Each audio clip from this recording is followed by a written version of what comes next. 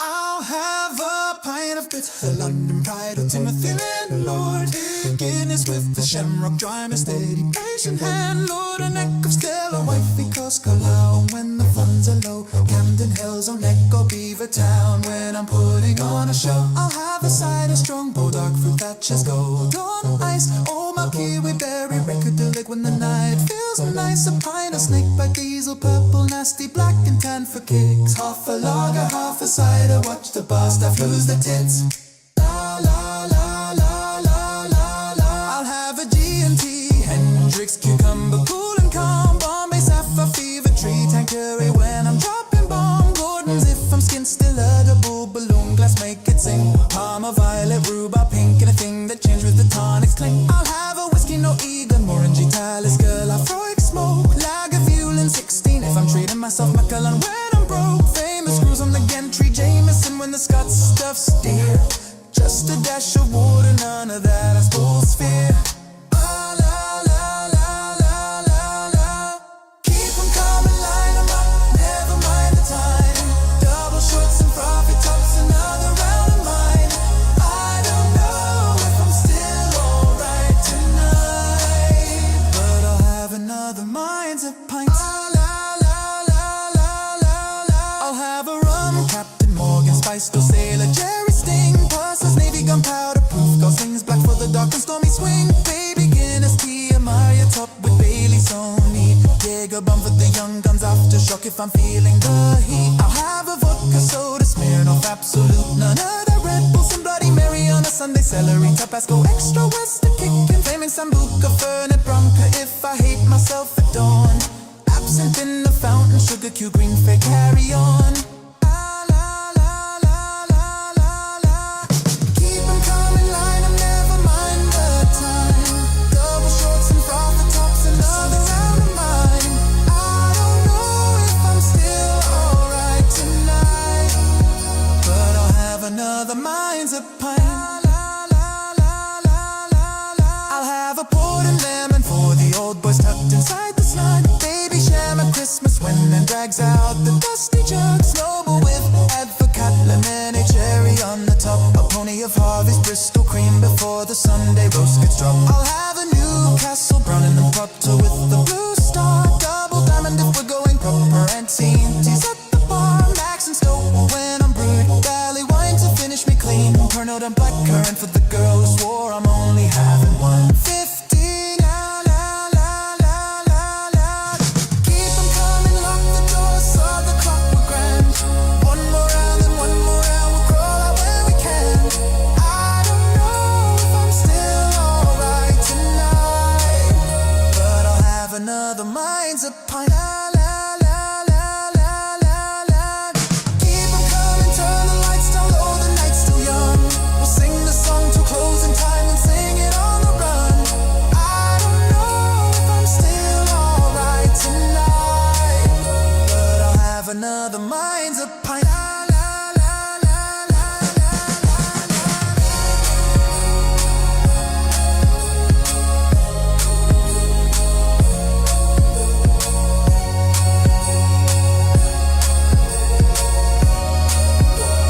I'll have another mind's a pint.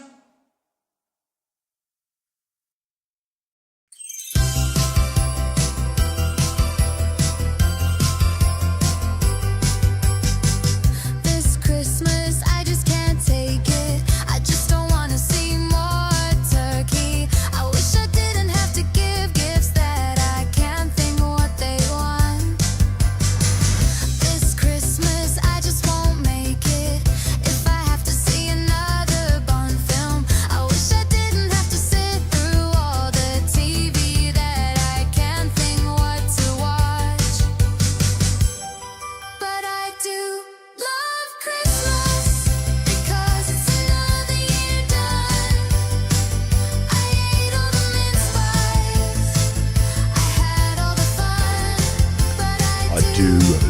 love Christmas. Because it's one more chance.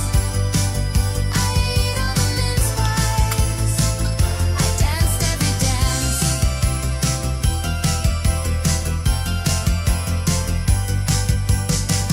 This Christmas I just can't take it. I just don't wanna hear any more songs.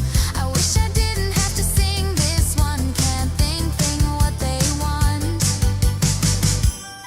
But I do love Christmas because it's another year done. I ate all the mince pies. I had all the fun. But I do love Christmas because it's one more chance. I ate all the mince pies.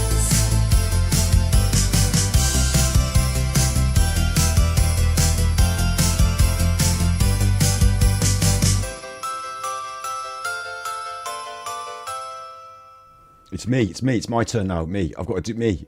Hi, you're with Scott. I'm Super Chuffer. Came in right at the right time then. Can you, yeah? 1, 2, you check Chuffy. You can hear me all right, yeah? Hi. This was supposed to have a hook at the start. This stream was supposed to have a hook at the start. Big up, Shred Fan. Thank you for the 5 gifted memberships. Thank you. I can't believe it. I just don't believe it. Oh, what are you? Brian Badondi. Thank you very much. Thank you for the gifted memberships. I planned a hook. If I cut the stream and edit it so the hook starts at the start when I get going in a minute, then we'll lose all your chat.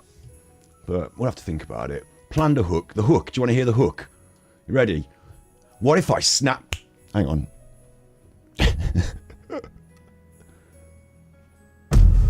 There you go. There's the noise. You like the... Some people like the noise. And what if I snap my fingers right now and alcohol just disappeared? Every bottle, every barrel, every pint in the country gone. What would happen?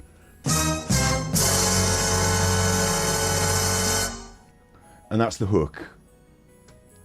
And then you're like, oh, I've got to watch this. I fucked it up already though, because we had the musical intro and... How are you all? It's been good to see you. It's been good to see you after a long time. It is good to see you now. How are you all? Sorry I didn't do the stream yesterday or the day before. We're doing it now. It's going to be a fucking banger as well. Oh, I sworn. Sworn. I'm going to swear. It's going to be a banger. Tonight what we're looking at is alcohol. We're going to investigate. Tonight we're diving deep. I've got a proper script. Tonight we're diving deep into one of the most uncomfortable questions facing modern Britain. How dependent are we on alcohol? We're going to follow the money and find out who really profits from Britain's drinking culture. And spoiler alert, it's not you. We'll expose the multinational corporations extracting wealth, the lobbyists writing policy, and why government is terrified to do anything about it. We'll look at the human cost, 17,000 deaths a year, the poverty addiction pipeline, the domestic violence crisis, and why treatment is chronically underfunded, even though it returns £4 for every £1 spent. That's value. We'll talk about you specifically, your drinking, your dependence or lack of it, and I'll show you why you might be drinking more than you might not even realise it. Oh, he's on his high horse. We'll discuss prohibition, why it was a catastrophic idea, and how history fails spectacularly, creating black markets, violence and death. But we'll look at solutions, what actually works, from minimum unit pricing to treatment funding. And we'll talk about the most hopeful part of the story, Gen Z, the Zoomers. I don't know how they're the hopeful part, but apparently look to the future. They're drinking far less than any generation before them, and they might just save us all from ourselves. We'll end up by imagining a future where Britain doesn't need alcohol, not because it's banned, but because we simply choose better. This is going to be a conversation, not a lecture. It's not a lecture. It's not Scotty doesn't drink, or I tell you all about it. I used to drink loads. Challenge me. Share your stories. Tell me I'm wrong. This only works if we're honest with each other. So grab a drink and a snack. Not an alcohol. Soft. Or just get what you want. Ironic, I know. Or don't get a drink, just get a snack. Let's figure it out together. Stick around. It's going to be uncomfortable, enlightening, and hopefully hopeful. So let's go. Let's go. And like I say, let's go. You've got lovely pictures here. These are lovely pictures. All Christmas themed, look. All Christmas themed. It is Christmas. So this is a Christmas, all the December episodes are Christmas themed. I've got the background. So, you know, if you're watching this later in the year, it's still a good episode. I'm not going to go on about Christmas. It's just the pictures are Christmas related. And in order for me to do like a whole stream's worth of pictures about alcohol, it would have taken me hours and hours and hours and hours and days. And so we're going to have Christmas pictures, and some of them are the alcohol pictures as well. So just, if you like that, you like that. What I've also got for you on the visual side of things is, done some charts and some graphs. So I've got a couple of those to show you. I'll be doing my script, and we've got you in chat. And a lot of this involves you talking back and saying what you think. There'll be a few polls, so you can have your say. That sort of business. That's the deal. Okay? So the first thing I'm going to ask you is, what would happen if I snapped my fingers and alcohol just disappeared? I need you for that. I'll read through my my little timeline, and if you've got any ideas as to think what would happen if alcohol disappeared, what do you think? How would it change things overnight? Hour 1, confusion.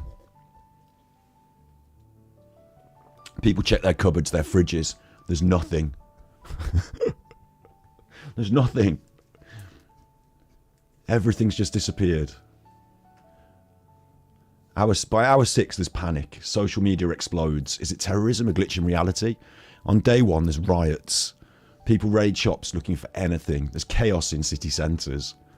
In week 1, the economy shudders. £70 billion in consumer spending just vanished. Thanos snapped, vanished. 770,000. See, I'm doing the stats as part of the little story. 770,000 people out of work. That's bad, isn't it? But you think there'd be an increase in crime, yeah? I think there might be a riots. Where's my booze? We want the country back. Could you imagine if the government banned it? Like, I'm doing this as a thought experiment, like if I just snapped it out the air like that, what would happen? But what would happen if the government banned it? They wouldn't have the mandate for it, would they? Everyone would go mad, wouldn't they? Would you be out on the street if they had a riot because the booze was banned? No more booze, we're stopping the alcohol. Or you just woke up tomorrow and it's just the supply chain's gone. Nobody can explain it. It's a bit like one of those disaster stories. Would you be out on the streets? More grain for the animals and humans, that's true. You don't drink, so it'd have no impact on your life. Well, it would, because all these people would be out causing trouble. These are actual photographs. They're not actual photographs, obviously. They're not in the screen properly because the other graph is in the screen properly, and I'm not moving 2 pictures at the same time. So. These pictures got me in trouble this week because you're not supposed to make political riot pictures on the internet, on the artificial intelligence. It got me in trouble. I didn't realise that these were pictures of a possible future, not the actual. I'm not trying to convince people that there are really riots going on in London. But don't you think it would be chaos? Would you go out and join in the chaos? Would you hoard your booze? Would you start producing it in your garage? Would you just settle down and have a cup of tea? Look, there's Ed Sheeran having a go. Oh, look, they're all cross because I haven't got any booze. Riots. I've got to stop doing this and read the script, otherwise we'll never get anywhere. This is your chance to tell me what you think would happen if alcohol was suddenly Thanos snapped. Thank you very much. Let's go back to some of these lovely pictures. Much nicer Christmas pictures. The economy would shudder in week 1. £70 billion in consumer spending vanished. But then something strange happens. After 1 month, the NHS waiting times would drop. Accident emergency isn't overwhelmed every weekend. Police report fewer Friday night call-outs by 40%. Productivity at work increases. People aren't calling in sick on Mondays. Domestic violence reports fall. By month 6, the economy's adapted. The 70 billion is being spent on other things. New jobs emerge. After year 1, alcohol-related deaths have stopped and 17,000 lives are saved. So, which timeline's real? Chaos or improvement? Would Britain descend into riots and collapse without alcohol? Or would we realise that we never needed it as much as we thought? Tonight we'll find out. How dependent is the UK on alcohol? And you see what I've done there? It's not just how dependent are the people on alcohol, It's how dependent is the whole country and the economy and everything. There's going to be some facts. And I'll tell you what, if there's anything you like, I'll tell you what you like is a nice statistic, don't you? You like a nice fact. Oh, I love a nice fact. I'll tell you what, out last night, I got absolutely fact. Right, yeah. Big up Spade and Sponge. I should shout all your names, shouldn't I? Happy Days, Red Fan, DC Primetime, Jojo, Kev. Big ups to all of you chuffers. Look, I'm looking at you all. Big ups to all of you chuffers. Lots of angry people, do you think? Yeah, they'd be cross. You're already thinking of buying tobacco seeds. That's been restricted, isn't it? We'll come on to restrictions in a little bit. Restrictions. Sales of yeast go through the roof. Everyone's home brewing. Some people wouldn't need to buy the yeast. Then all they have to do is have a bit of a scratch around. Oh, I'm terrible. Tonight we're diving deep into one of the most uncomfortable questions facing modern Britain. How dependent are we on alcohol? We'll follow the money. I've already said this bit, but I'll do it again. We'll follow the money and find out who really profits from Britain's drinking culture. And spoiler alert, it's not you. We'll expose the multinational corporations extracting the wealth, the lobbyists writing policy, and why government's terrified to do anything about it. We'll look at the human cost, the 17,000 deaths a year, the poverty addiction pipeline, the domestic violence crisis, and why treatment is chronically underfunded, even though it returns £4 for every £1 spent. We'll talk about you, drinking, dependence, or lack of it, and show why you might be drinking more than you think and not even realise it. We'll discuss why prohibition is catastrophic and that history has proven it fails spectacularly. That's riots. It's creating black markets, violence and death. But we'll look at solutions, what actually works, from minimum unit pricing to treatment funding, and Gen Z, who are drinking far less than any generation before them. We'll end by imagining a future where Britain doesn't need alcohol because we choose better. So as I've said before, grab a drink, stick around, let's go. I will be checking in on chat. I will be. I've got polls, and I need your interaction on this for some of these sections. So let's go. Section 1, the economics, what the industry claims. The surface numbers. On paper, alcohol looks significant to the UK economy. The industry loves to tell you about £46 billion in annual economic contribution. That's about 2.5% of GDP. They'll tell you about 69.7 billion in consumer spending, 770,000 jobs, 11 to 12.5 billion in tax revenue annually, and 5 to 6 billion in exports. Mainly Scotch whisky. The industry says we're essential, we're jobs, we're Britain itself. Let's test the claim, and let's look at what they don't want you to see. Is this my first picture? Who profits from alcohol? Who profits from alcohol? The industry shows you 46 billion in value. Now let's look at the other side of the ledger, 15 billion in costs. Healthcare systems stretched, courts clogged and families destroyed. 4.9 billion in healthcare costs, A&E visits, liver disease treatment, cancer care. 4.5 billion in crime and justice, police, courts, prisons for alcohol-related offences, and 2.6 to 3.6 billion in lost productivity, plus 3 billion in wider impacts, that's social services and family breakdown. 17 million lost workdays per year from hangovers and illness, and that's like the entire country taking a month off. Nearly a quarter of teachers and nurses called in sick from drinking in just 6 months. Nearly a quarter of teachers and nurses called in sick from drinking in 6 months. 5 billion in productivity losses, and 44% of that is for presenteeism, which is where people do work, but they're hungover, so they can't get anything done. So £5 billion is lost from the economy, and like nearly half of that is when someone turns up to work anyway, but they're too drunk to really, or hungover to figure it out. It's not work-life balance, it's an economic drag disguised as culture. Industry wants you to see the 46 billion contribution, but they pray you'll never see the $15 billion bill.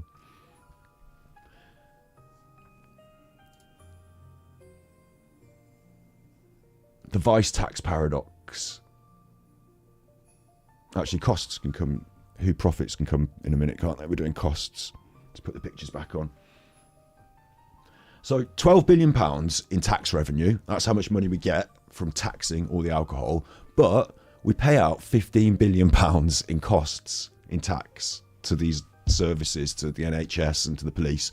So that's a 3 or 4 billion loss on the books. So if you ran a business, £3 billion in loss, would you keep doing it? So why does the government allow it to continue? Here's a question for you. Here's a question for you in chat.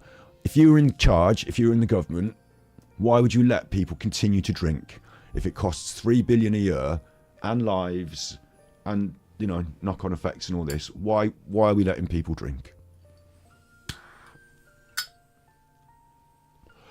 Why are we letting people drink? Or why would you not do more to get rid of it?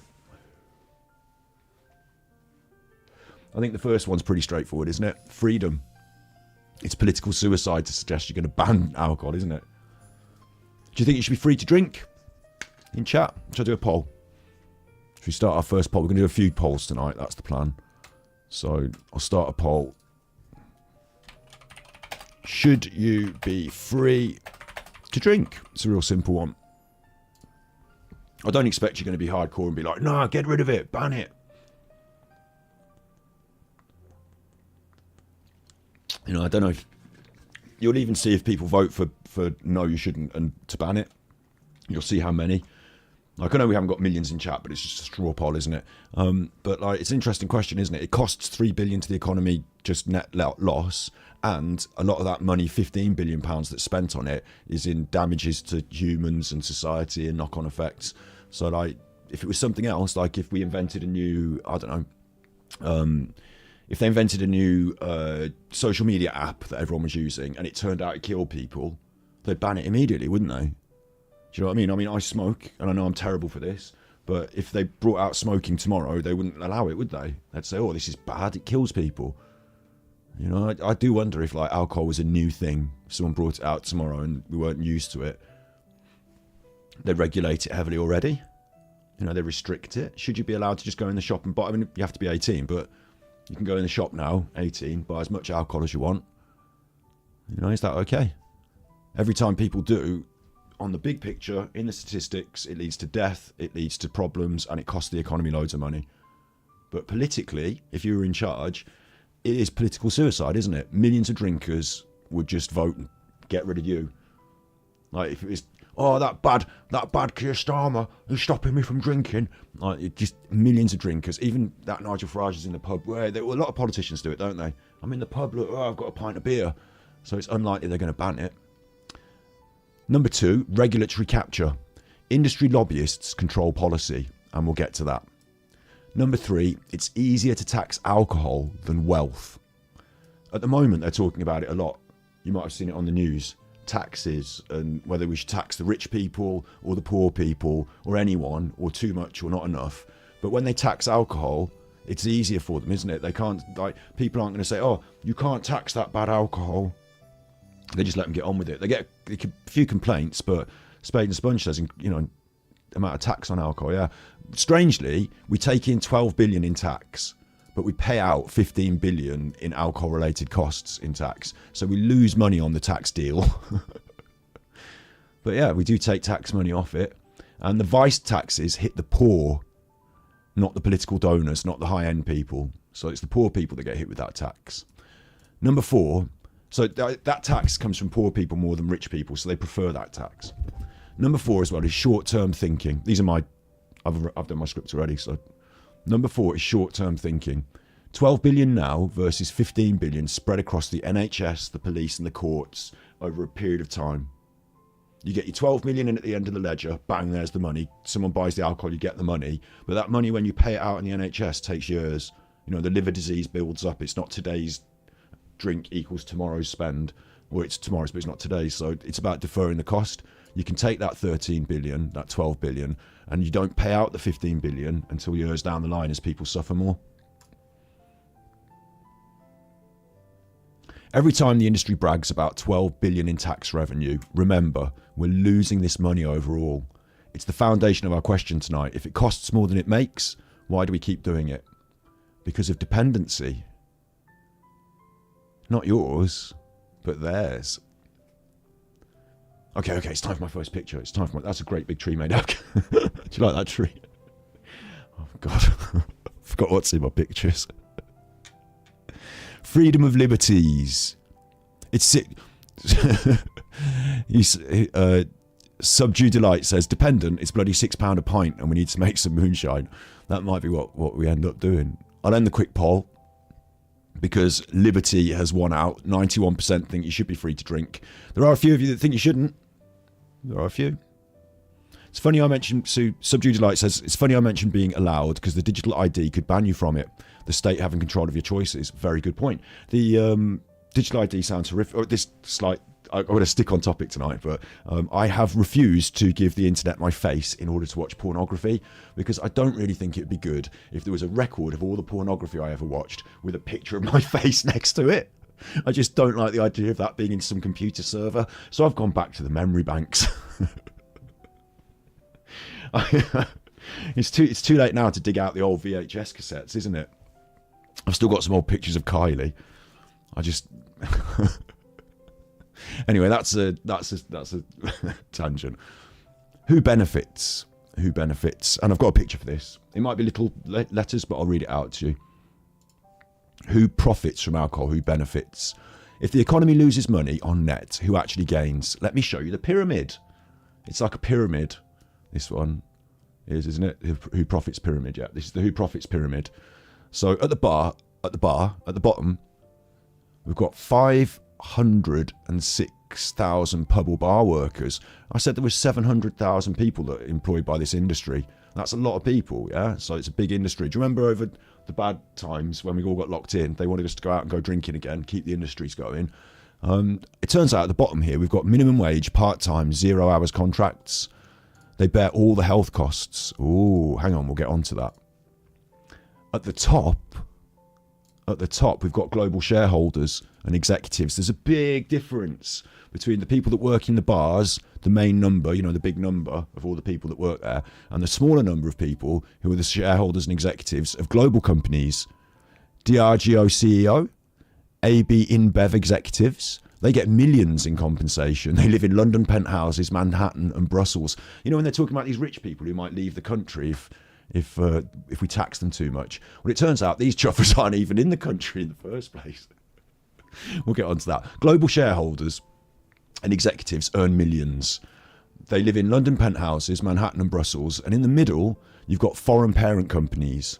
AB InBev is Belgian. Heineken is Dutch. Carlsberg's Danish. Asahi is Japanese.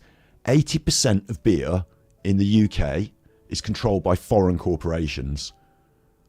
80% of beer in the UK is controlled by foreign corporations. So when you go out to the pub, you know, let's get British, Britain for the Brit, you know, British, get down the pub, geezer, Britain in it, pub. You're paying money into the foreign pocket.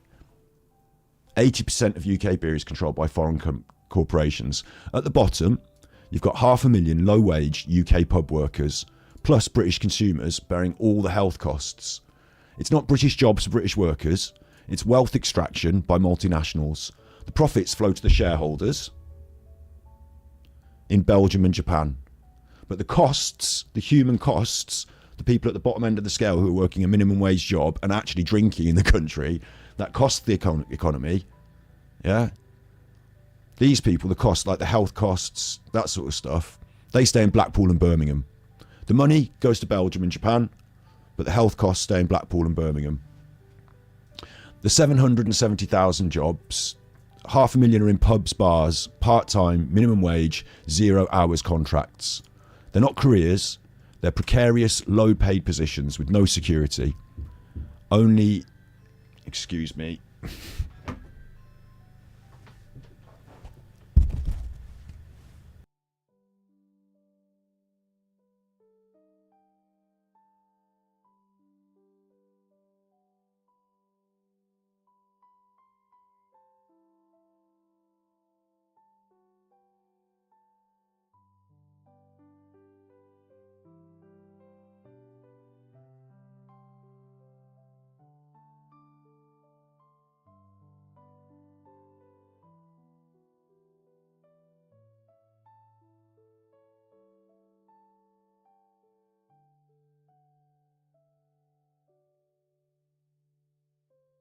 Oosh, I'm back. Apologies.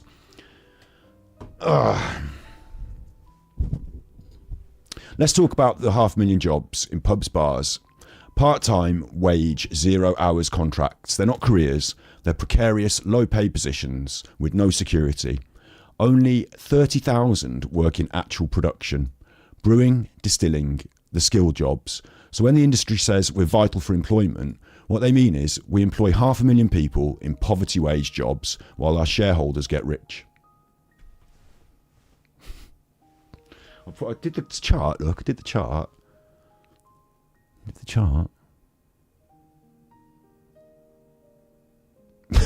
Big up, Subju. We're not going to get too heavy political. Listen, Keir Starmer's better than the Tories and he's better than Reform. So let's not get too political because it could be far, far worse. There's a heavy right-wing anti-Keir movement that started the minute the Conservatives got voted out. So let's not jump on the two-tier bandwagon too hard. Give it time. There's a lot of people trying to manipulate people politically, and all that anti-Keir sentiment, it might be a little bit misplaced. Give things time. Although overall, you know, as a slight tangent, our governance, our system, it's not ideal, is it? You know, the system's not ideal. We shouldn't be voting for one person then waiting for 5 years to see if they do a good job. But that's by the by.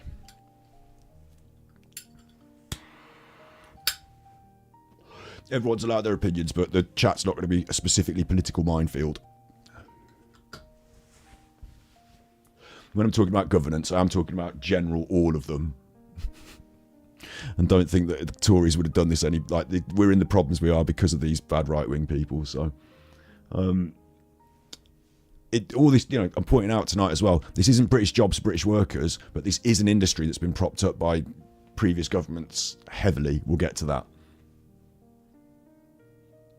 So they employ 500,000 people in poverty wage jobs while the shareholders get rich. And remember, they're closing 400 pubs a year, eliminating even those jobs. Here's the darkest part. The industry structurally requires problem drinkers. 4% of the population. The heaviest drinkers are the people who are struggling most, and they generate 23% of the revenue. The business model doesn't work without harmful consumption. They need people drinking themselves to death.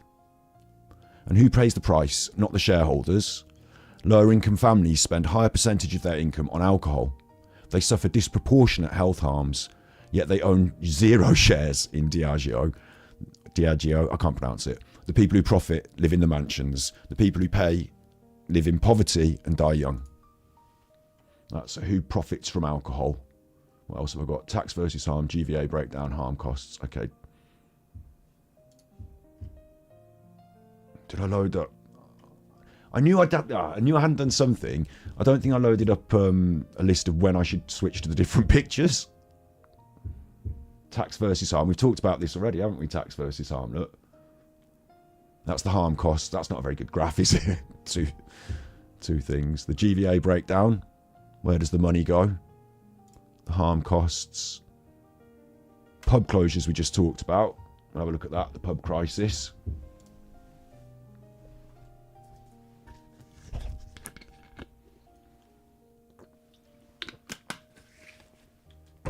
Section 2, the case for alcohol.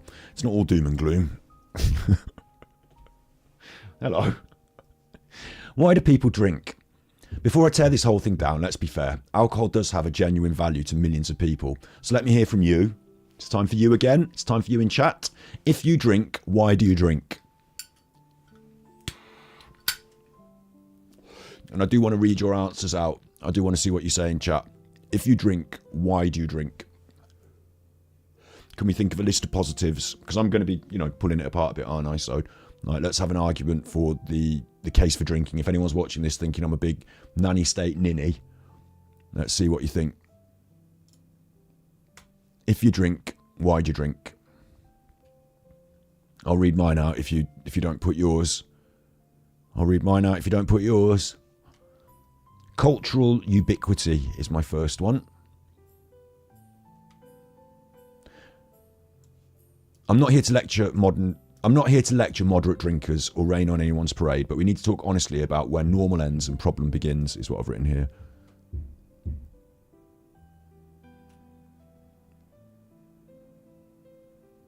Alcohol isn't just available in Britain, it's woven into the fabric of society. It's not just accepted, it's celebrated, normalised, and expected. Think about pop culture. Every soap opera centres around a pub. EastEnders has the Queen Vic, Coronation Street has the Rover's Return, and Emmerdale's got a pub as well, hasn't it? I don't know, no one watches Emmerdale. Comedy shows revolve around the pub culture. Does anyone know the name of the pub in Emmerdale? There's one for you, chat. Does anyone know the name of the pub in Emmerdale? It's a quiz question, isn't it? Obviously EastEnders got the Queen Vic and Coronation. They're famous for it. And I put Emmerdale, no one knows Emmerdale. Oh, you're right. Your answers are coming in now. Look, you like a wine at the weekend. You chill out for a bit, but nothing in the week. Very moderate. You've had 2 beers in a year, so you're of no use. What about... I know that, come on, you've got some drinkers in chat. Occasionally I drink if I'm at a bar or watching a ball game, you say. Occasionally. We've got no drinkers that are going to shout out the whys and the wherefores. The wolf pack. The wolf pack. The wool pack. The wool pack. You're better off at naming the pub. Look at you. You're all happy. There is a delay on the stream, so there is a delay on the answers. You're happier naming the pub in the soap than you are telling me why you drink. Mean Green says free the weed. Shouts out Mean Green. Says free the weed. Alcohol is bad. Family events. Shouts out Blank Faces. Family events. The bottle of champagne there. Look. I'm doing it, Alan. I can't. Where am I pointing? It's there. Got a bottle of champagne. Something happens that's positive. We pop the champagne, don't we? Celebration. Family events. Yeah. If you go to a birthday, what are you drinking? You got it wrong. It's the Wolfpack. It can be either of them. I don't dare write anything. Most. Good point. Okay. You don't have to say the... What about the reasons you think other people drink? Because they're come third against Lewis Hamilton in the Super Virtual League. Damn it! I just came third against Lewis Hamilton. Look, anyway, don't start me. I'll carry on reading. The Woolpack. Emmerdale's got the Woolpack. Comedy shows revolve around pub culture. Only Fools and Horses at the Nag's Head. Peep Show are in the pub sessions, aren't they? The in-betweeners are always trying to get served. Going for a drink is default social activity. Every film, every TV show, every book, alcohol marks important moments. Advertising's everywhere. Sports sponsorships, billboards, social media influencer marketing, and life's milestones I've put. There we go. Life's milestones. It's like blankety blank, blankety blank, blankety blank, blankety blank, blank faces. Blank faces and the blankety. You see how it worked? Because they got the one that... So we on the level there. And look at life's milestones. Christenings, you wet the baby's head. 18th birthday, you're legally allowed to drink and you bang back the shots. Weddings with champagne, toasts and open bars. Work celebrations for promotions. Christmas parties. The works party's coming up, isn't it? Retirements with a gold watch and a pint. Funerals involve a wake at the pub. Have a drink off the coffin. From birth to death, alcohol marks every major life event. It's not just normalised, it's mandated by culture. Try going to a wedding and not drinking. You get interrogated. Try a work Christmas party sober. Are you pregnant? Are you ill? Are you religious? Sobriety requires explanation. Drinking requires none. And this is how deep it goes. It's not a choice, it's a cultural expectation. The pub. Cooking purposes, good shout, Si, good shout. Put a bit of alcohol in the cooking, have a little glass yourself. Blank Facey says depressed happy. It's funny that is. Depressed happy. Both sides of the coin. If you're feeling happy, let's have a drink. If you're feeling sad, let's have a drink. So both sides of the coin. So just all emotions. Someone says they don't drink. That's cool. That's cool. More and more people don't these days. We'll come on to that in a bit. Big ups Magda. Cheers. It is okay to have a drink as well. There are a lot of people who drink and don't have problems. We'll discuss. That's the point of today. We discuss, is it okay? I suppose it is. I don't know. I'm not the arbiter. Just here to have the discussion. with my well-written script, lots of clever ideas and work that went into it. Do you know, this actually started as a conversation we had on stream on Twitch. We were just chilling. Si was there, weren't you, Si? And we were chilling, and Pixie was there, and we were just talking about stuff. And I had the question in my brain. I said, how dependent is the UK on alcohol? How much does it matter to everyone? Because we were looking at a news story, actually, that had come out from Ireland that I can literally show you with my brain. Look at that, he lined it up, he got it ready. This news story from Ireland. Will Ireland's new alcohol warning labels turn people away from drinking? Ireland are considering putting alcohol, well, they've voted to do it. They're going to put labels on it, just like on the tobacco. This is bad for you, it can cause disease and cancer. This chap says he doesn't give a fuck. She's out having a drink. They're all having a drink. There's a news story about it. That's famous Temple Bar. If you've been, you know. If you don't, you haven't. The Irish are going to change their drinking law to mean that you have to label the alcohol like it's dangerous. But they're not going to do it right now. At the very end of it, it says the Irish government postponed the compulsory introduction of the new warning labels until 2028. It said the decision to defer was made following concerns raised about their impact of implementation in the current global trading environment, which means they're worried it's going to cost money, that people aren't going to buy as much booze, impact on the trading environment. But they're going to put the warning labels in, but in a few years. They voted to do it, but they're going to leave it for a bit. And I said to myself, well, why vote to put the warning labels on to reduce the drinking, and then say, oh, but we can't do it because the economic effect of the drinking. Like, why would you vote to do it in the first place? And then say, oh, we're not going to do it though, we're scared because it's going to cost. Well, the point is, it's going to reduce the drinking. Like, but it might reduce the drinking. We haven't had the money.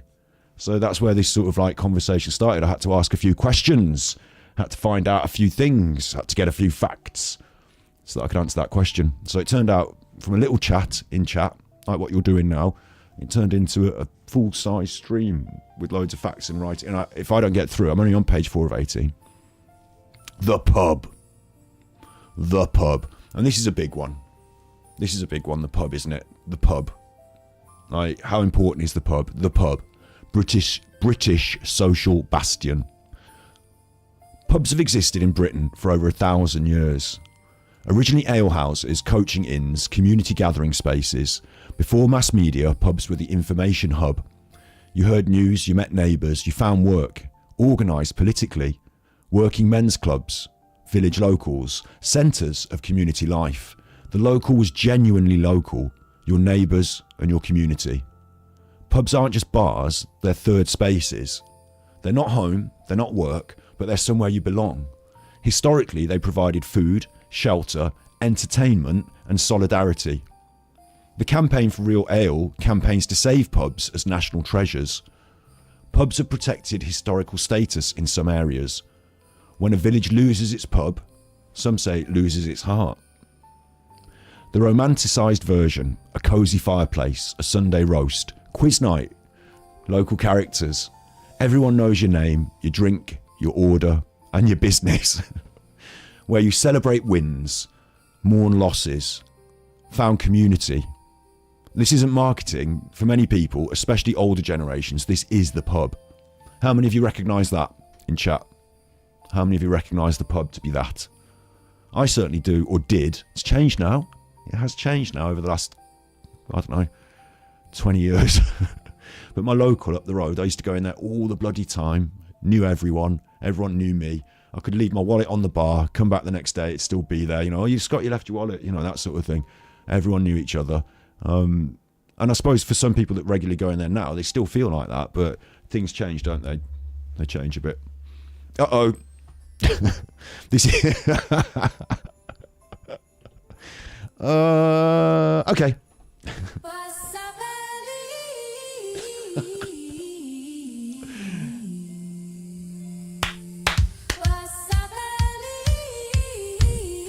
We've got a special guest in chat.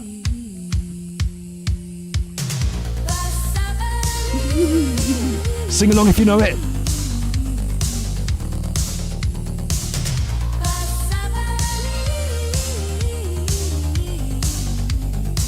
You ready? Backing vocals.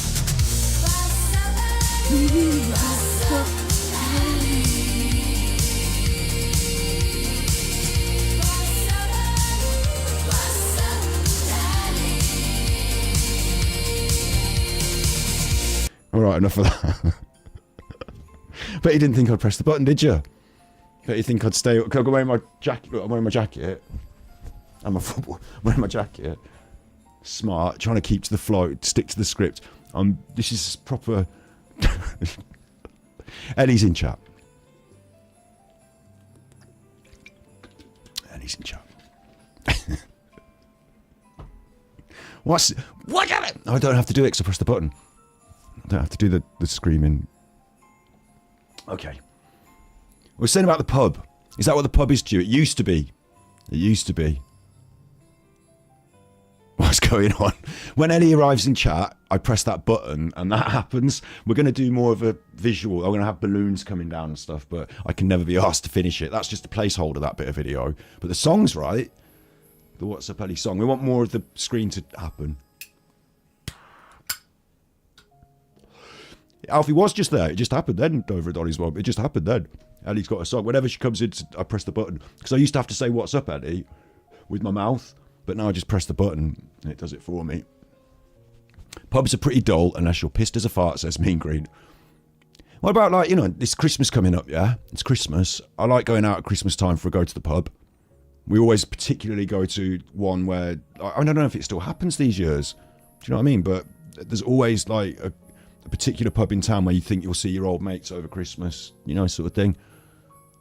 That's sort of, it still happens for, I don't drink, I haven't done for years, but I'm still going to choose to go to the pub because I expect to see my friends there. I don't think there is another social space that's like that, is there?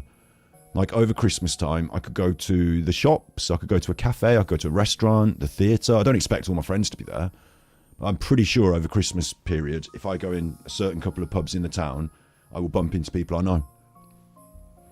So I get it. The romantic version of the British pub is powerful. And the local pub as well, you know, your local community, seeing local people in there and knowing who they are and them knowing you all year round.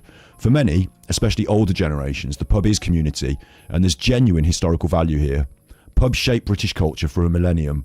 So when I critique alcohol, I'm not diminishing this, but we need to ask some uncomfortable questions. The uncomfortable questions. Are you ready? Check this out. Are pubs actually inclusive spaces? Historically, pubs were male-dominated spaces. Women weren't allowed in public bars until relatively recently. In the 1970s, in some areas, the snug and lounge were created as acceptable spaces for women. Even today, predominantly male environments in many locals, lad culture, sport on TV, banter that excludes women. Women report feeling uncomfortable in many traditional pubs. LGBTQ plus people are historically unwelcome, although it is improving. So here's an uncomfortable truth. Pubs were built by and for men. The community space was actually a man's community space.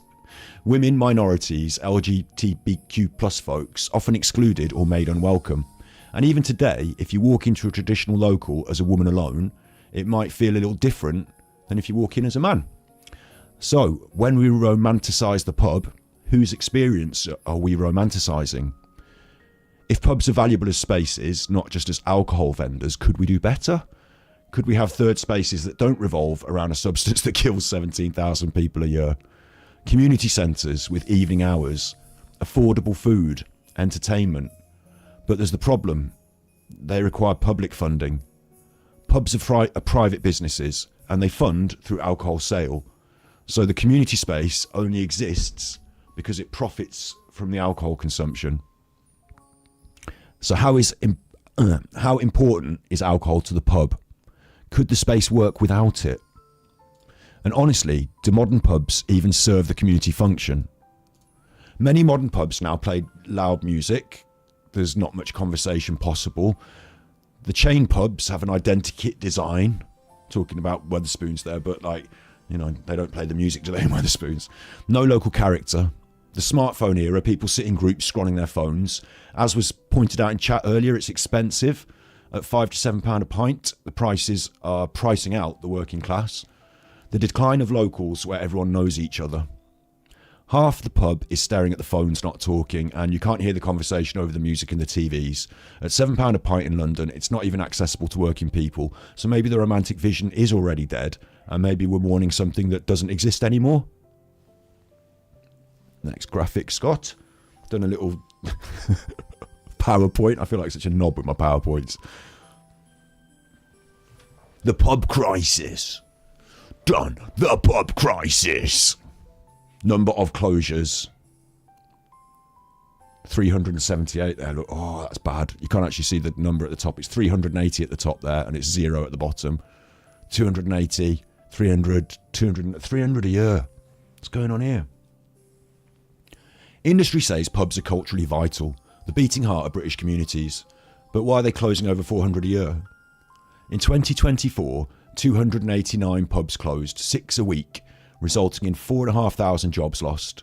The 2025 projection, 378 closures, and more than one a day, and that's 5,600 jobs lost. London was worst hit with 55 closures in 2024 alone. The energy costs are 300% higher than pre-pandemic rates. Business rates are crushing independent venues. So if pubs are so important to British identity, why aren't the corporations that own them keeping them open? And I'm not talking about the government closing them here, I'm talking about the companies that own them, because they're closing them, aren't they? Because multinational owners don't care about British culture, they care about their earnings. Independent community pubs die. Corporate chains consolidate for efficiency. So you can't claim pubs are sacred while shutting one down every day. The cultural importance argument is marketing. When profits dip, culture gets abandoned. So here's what I want to know. Is the pub actually important to our society, or is it just important to the profits of foreign corporations? Could we, or should we, replace alcohol-centred social spaces with something better, more inclusive, healthier and more sustainable? That's a wizard with a Christmas tree. It's got nothing to do with it. But I was going to do loads and loads of pictures of AI stuff to go along with this, but you can see why it's a lot easier to not have wasted 2 days on that. I mean, what kind of picture would I do for our pubs with culturally relevant to society? I don't know. Look, she's got a Christmas hat on. She's in the pub. Fine. I haven't bought a pint for ages, but yeah, £5 to £7 a pint is right these days. I'll tell you what, it used to be, I know this for a fact. Fact, you want some facts? I used to go in the pub with a tenner. I used to buy a beer for me and my mate, plus some crisps, and go on the jukebox, plus play pool. £10 could be 2 beers, crisps, jukebox and pool. Nowadays, £10, you might have to change for the pool. It's just mad. Pubs make more money out of food these days, apparently, than beer. Maybe so. I didn't write that into the script, so that's fucked it. Me and Green suggest we should have Amsterdam-style coffee shops. I certainly think the death of the town centre requires some thinking, doesn't it? You've got all those lovely town centre spaces, and after the shops close, it's dead. So why don't you have all like cafes and culture out on the streets? And these days, even in winter, people put up those heater things, don't they? You know, in the pub gardens and that, you have the heaters. I think you could have more of a, like, if you thought about it and had more of it, you'd have more sort of street level, engaging stuff to do. You know, you should be able to walk up the high street now and it'd be alive with things happening and people to talk to and places to pop in and entertainment to have and stuff, not just like completely dead because all the shops are closed, shouldn't it? Specifically with the pubs though, that was the question there at the pubs section, is there's a pubs crisis and it's factual. They're at the pub, they're doing a band. That's cool, that's stuff I like to see at the pub. There's a pub crisis and it's factual. They're closing the pubs. And the reason they're closing the pubs is because, as we saw in the first slide, I've done some, actual serious bit here. The global people, they own all of them. Your local pub, your local, what used to be an independent, they're more and more owned by these great big global companies, aren't they? And they close them down, sell them off. If they're not making big profit. And again, town centre, talking about the town centres, name the pubs, if you want, in chat, up and down the town centres that you remember in, the old days, your Red Lions and your Bull's Head. And now also name Weatherspoons, All Bar One, Bar Room Bar, Chicago Rock Cafe, make your list of chain pubs. Like, are we talking about the real culture? Section 3, regulatory capture, the lobbyists. I don't know what, I've done all these graphs and I didn't make notes as to when I should show them you. Section 3, regulatory capture, the lobbyists, what lobbying actually is. So we've talked about the beauty of the pub, the traditional, I've asked you all for your reasons why people drink, like asking for positivity, like serious positivity as well. If you know any reason that, might fancy a drink that's positive, we have fun, we have a laugh, we do some singing. I'm sure there could be people watching that would think, well, drinking ain't all that bad. And the argument of drinking is positive, pubs are important, is that what the lobbyists are doing in government? Is that what they're saying to the government and not just the people, the behind the scenes? And is that what lobbyists are doing? Saying alcohol's great, don't regulate us. No, they don't walk into Parliament saying alcohol is great, don't regulate us. That would be too obvious and embarrassing. Instead, they do something much more insidious.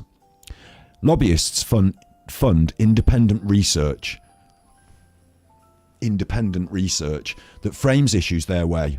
And that, I tell you what, that YouGov website, YouGov, with all the stats, when you see YouGov, Nadeem Zahawi, big Tory, former Chancellor, did he leave in disgrace?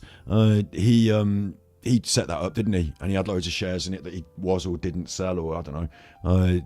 YouGov, it's the way they frame the questions, it's who they ask and how they ask them. It's not always important to listen to those sort of things as like driving the argument. Lobbyists fund independent research that frames issues their way. They create industry-friendly solutions that avoid real regulation, voluntary alternatives, self-regulation schemes. We'll police ourselves. We'll have an inquest. No need for government intervention. They get seats at the policy table alongside or instead of public health experts, direct access to ministers and civil servants. They delay, water down and kill policies through bureaucratic tactics, procedural objections and more research needed. Death by 1,000 cuts. They shape the narrative so government fears economic consequences more than health consequences. Jobs will be lost, revenue will fall, the economy will collapse. This is how regulatory capture works. Industry doesn't fight the regulations, they control who writes them. Real examples, proof, evidence, facts. Big ups, Alive. Yeah, I'm going to try and do a load more in December and onwards. Getting back to it. Written a bit of a script for this one. Trying to make it contain value. Scotland. Okay, so facts, real examples of the lobbying. The 2025 Licensing Reform Task Force was co-chaired by Green King, CEO. It excluded all public health bodies. Green King is a massive pub chain. An obvious conflict of interest. Could you imagine if tobacco companies chaired anti-smoking committees? That's what actually happened in 2025. The 2025 Licensing Reform Task Force was co-chaired by the Green King CEO. Sab Miller, a major brewer, funded the think tank Demos. Demos produced a report. Don't regulate alcohol, just improve parenting. Conveniently, it shifts blame from the industry to families.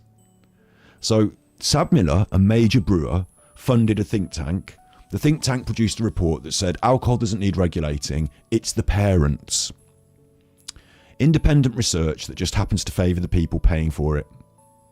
Scotland implemented minimum unit pricing in 2018 and it worked. England considered it.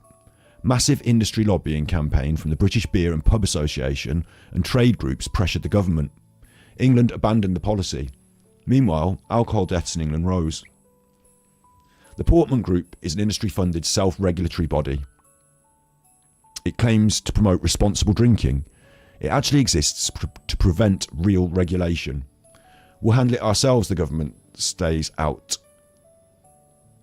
The government has zero enforcement power and zero accountability. Excuse me. Remember the 3 billion net loss to the economy? The government knows this. So why do nothing? Because the industry doesn't just lobby, they write the policy. The people dying from alcohol harm have no seat at the table, but the CEOs do. Public health experts are excluded. Industry executives chair the committees. This is regulatory capture. The regulated control the regulators. That makes sense? The regulated control the regulators. Yeah.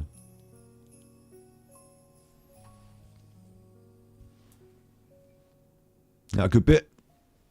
Now, pause, let that sink in.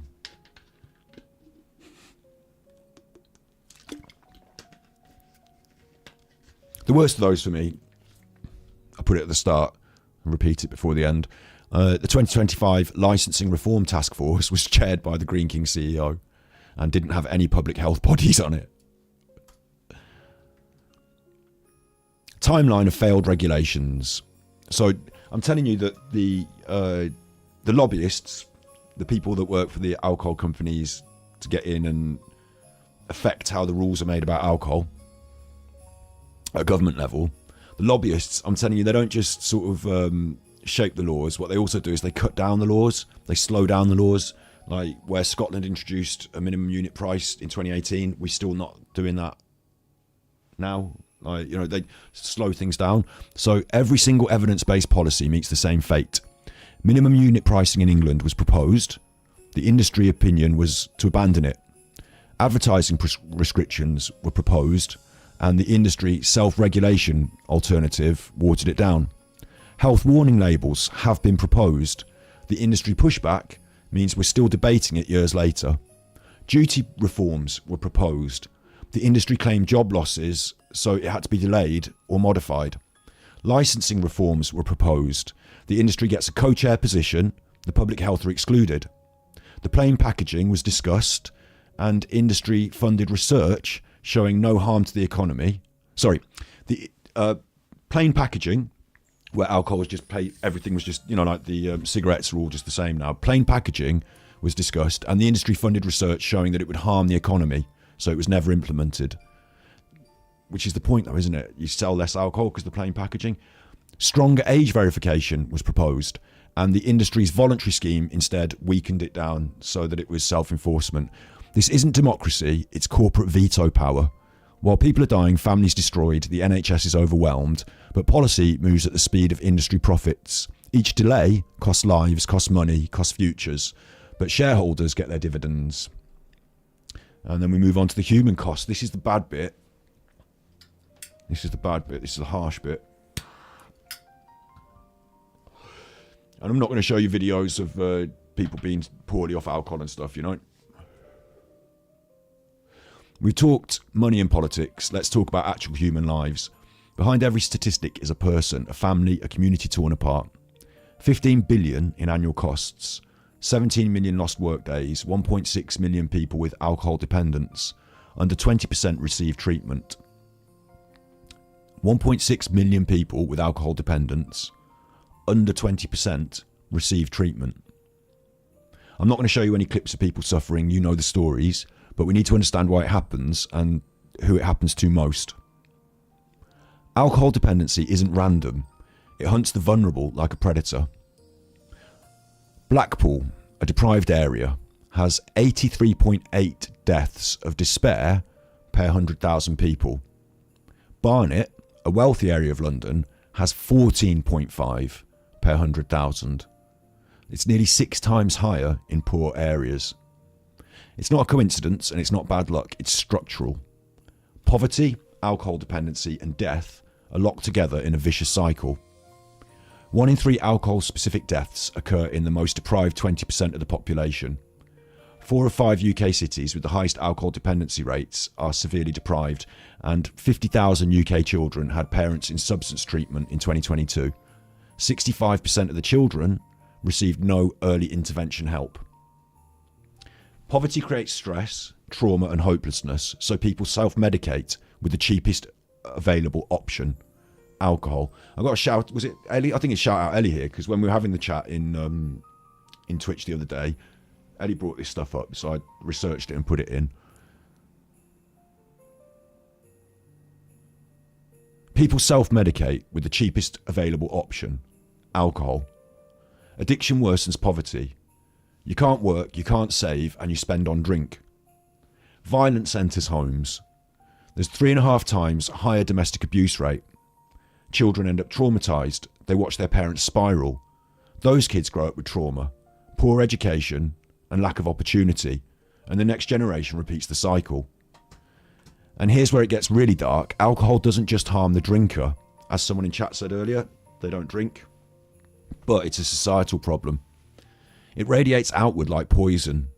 Women in poor households are 3.5 times more likely to face violence. Men with addiction are 6 times more likely to be abusers. Nearly 50,000 children are living in homes with addicted parents right now, and 65% don't get any help. No counselling, no intervention, nothing. We're watching the next generation broken in real time, manufacturing tomorrow's addicts and abuse victims by refusing to help today's. It's a topic I want to explore much more deeply in future content because domestic violence and substance abuse are devastatingly linked and nobody talks about it enough. I could spend an hour showing you heartbreaking personal stories, but you already know them. You've seen them in your communities, maybe in your own families. And the question isn't, does alcohol cause harm? Clearly it does. The question is, why do people fall into the trap and why don't we help them out? This is now going to be turned back on you. You bunch of alcoholics. Where's the line? Are you dependent? And you can play along at home if you're watching this later on. Let's do something. How many drinks do you have a week? Okay, I've got to do the poll. I've written in here, do the poll. Engage with your audience. Start a poll. Ask a question. How much drinkies? Question mark. How much drinkies? And I want 0 to 7. Drinkies. 8 to 14. 15 to 21. Add an option. Add an option. 22 plus. That's the age range of the girls that I'm looking at on Tinder. How much drinkies? There's the poll. How much of this do you drink a week? 0 to 7 drinks a week, 8 to 14 drinks a week, 15 to 21 drinks a week, or 22 or more. And get your thumbs out now if you're listening to this. Get on the poll. You know, the more of you that do the poll, the better the poll results. Get on and do the poll now. It's anonymous as well, so no one's going to know. Get your poll. Get your thumb on that poll. Have you thumbed the poll yet? Everyone else is doing it. I heard everyone else is doing it. You'll be the only one not doing it. This Christmas, everyone's having to go on the poll. What, you're not going on the poll?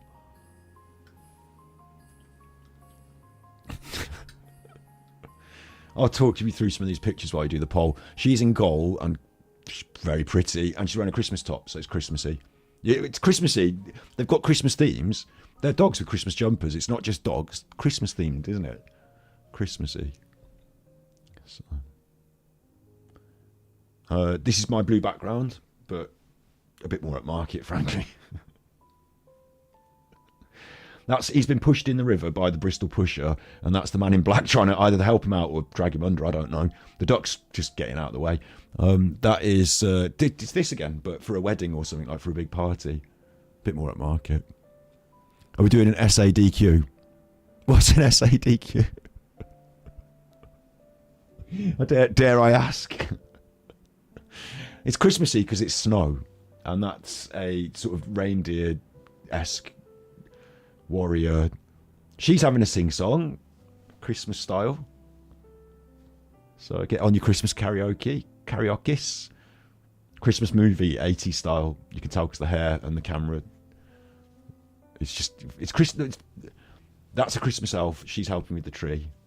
Now I'm happy. Now I've got my wish. Oh, isn't that nice? They've done the cathedral out like I've done. It's spreading. It's a blue Christmas this year because of Birmingham City for 150 years. Blues. Sorry, back to this. Let the poll, because it said in my notes, let the poll results come in. Because you've got to do your poll first. You've got to press the button. Not enough for you pressing that button. If you don't press the button, you don't get the benefit of what I'm about to say. Like if you don't, you can do it in your brain. You can sit there and do it in your brain. But if you don't press the button, you don't get the benefit of the surprise. This is an interactive bit. Forget it. It's a dependency questionnaire. Okay, we're not doing that. We'll do it later. We could do it later another time. What we're doing is they press the button on the poll. Not many of them have pressed. Look, nobody's pressed the big number.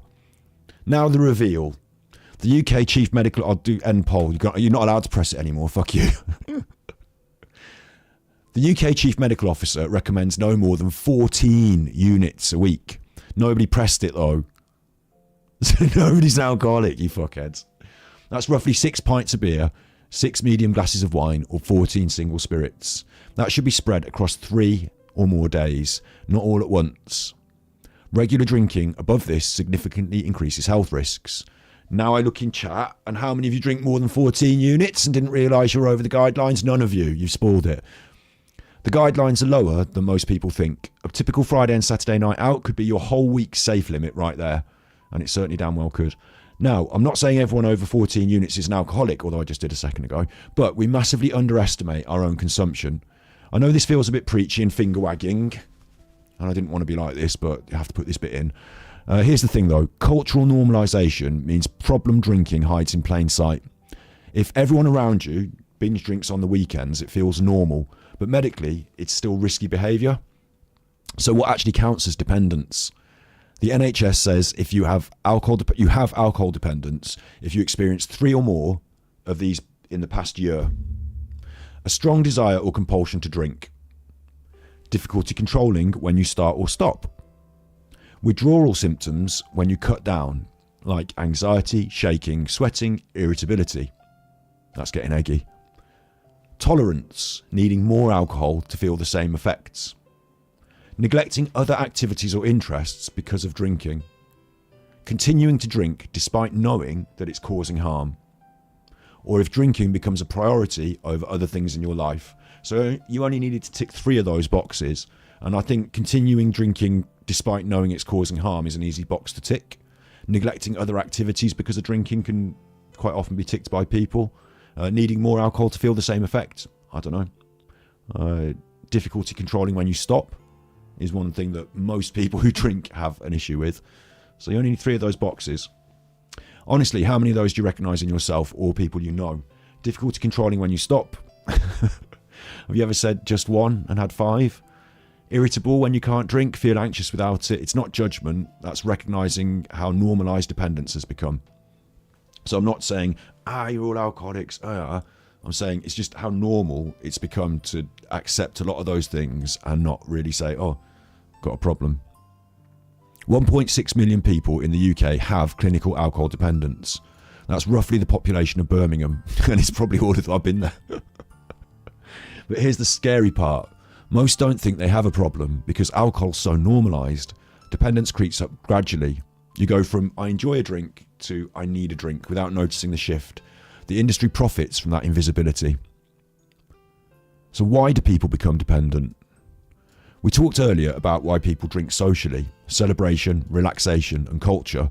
So why do people cross the line into dependency? Because they're different questions with different answers. A more difficult list, but if you want to add to it, have you got any ideas in chat? Why people become dependent? I mean, I'm sure that people might have, but it's a bit more of a difficult list. I'm not going to say, why did you become dependent? Why did you drink? Why do you become dependent? Right, but anyone in chat? The question is, though, how many units in a red fan measure of wine? Yeah, loads. Probably the same. If it's 1 glass, it's 1 glass. So just have to have a really big glass. So I'm doing it now. I'm normalising. We're normalising it. Which is okay to an extent.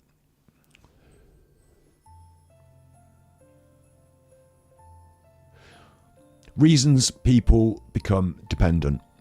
Trauma, childhood abuse, neglect, domestic violence, PTSD from military service, assault accidents, unprocessed grief and loss, poverty and economic hopelessness, lack of opportunities, dead-end jobs, chronic financial stress, living in areas with high unemployment or low investment, feeling society's abandoned you, untreated mental health, depression that goes undiagnosed for years, anxiety disorders without access to treatment, bipolar, schizophrenia, personality disorders are all undertreated in the UK, social isolation and loneliness, an epidemic of loneliness, especially in men and the elderly, loss of community structure, the church, the unions, the social clubs, and the digital age mean that we're all connected but alone. So loneliness is another one.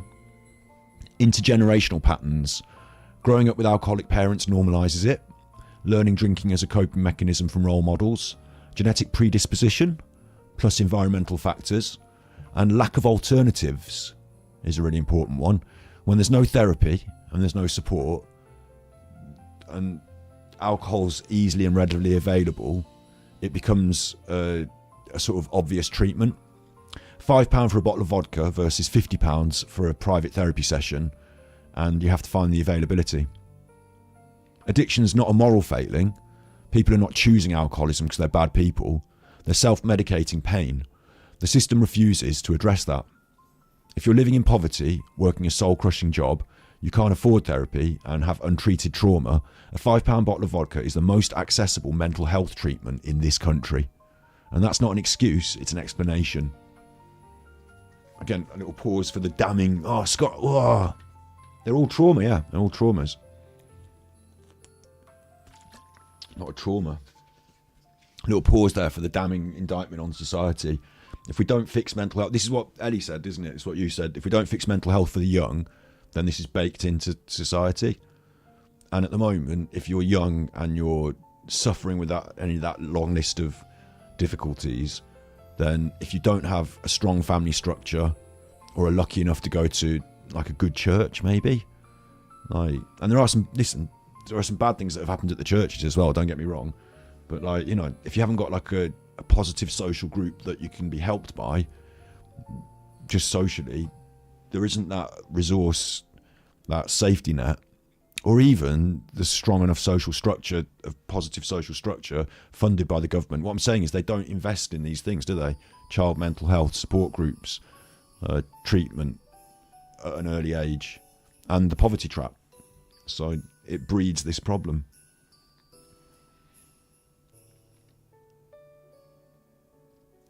Here's what makes me furious. We know how to break the cycle, fix poverty, fund mental health care, create opportunities, build communities. That costs more money up front. It's easier and cheaper in the short term to just let people spiral and pay for the consequences later. Emergency room visits, police call-outs and prison sentences are all more expensive than prevention. But prevention requires political will. Clean-up just requires budget allocation. Look at Portugal's drug decriminalisation. They didn't just decriminalise, they paired it with massive social support. Housing assistance, job programmes, therapy, community integration.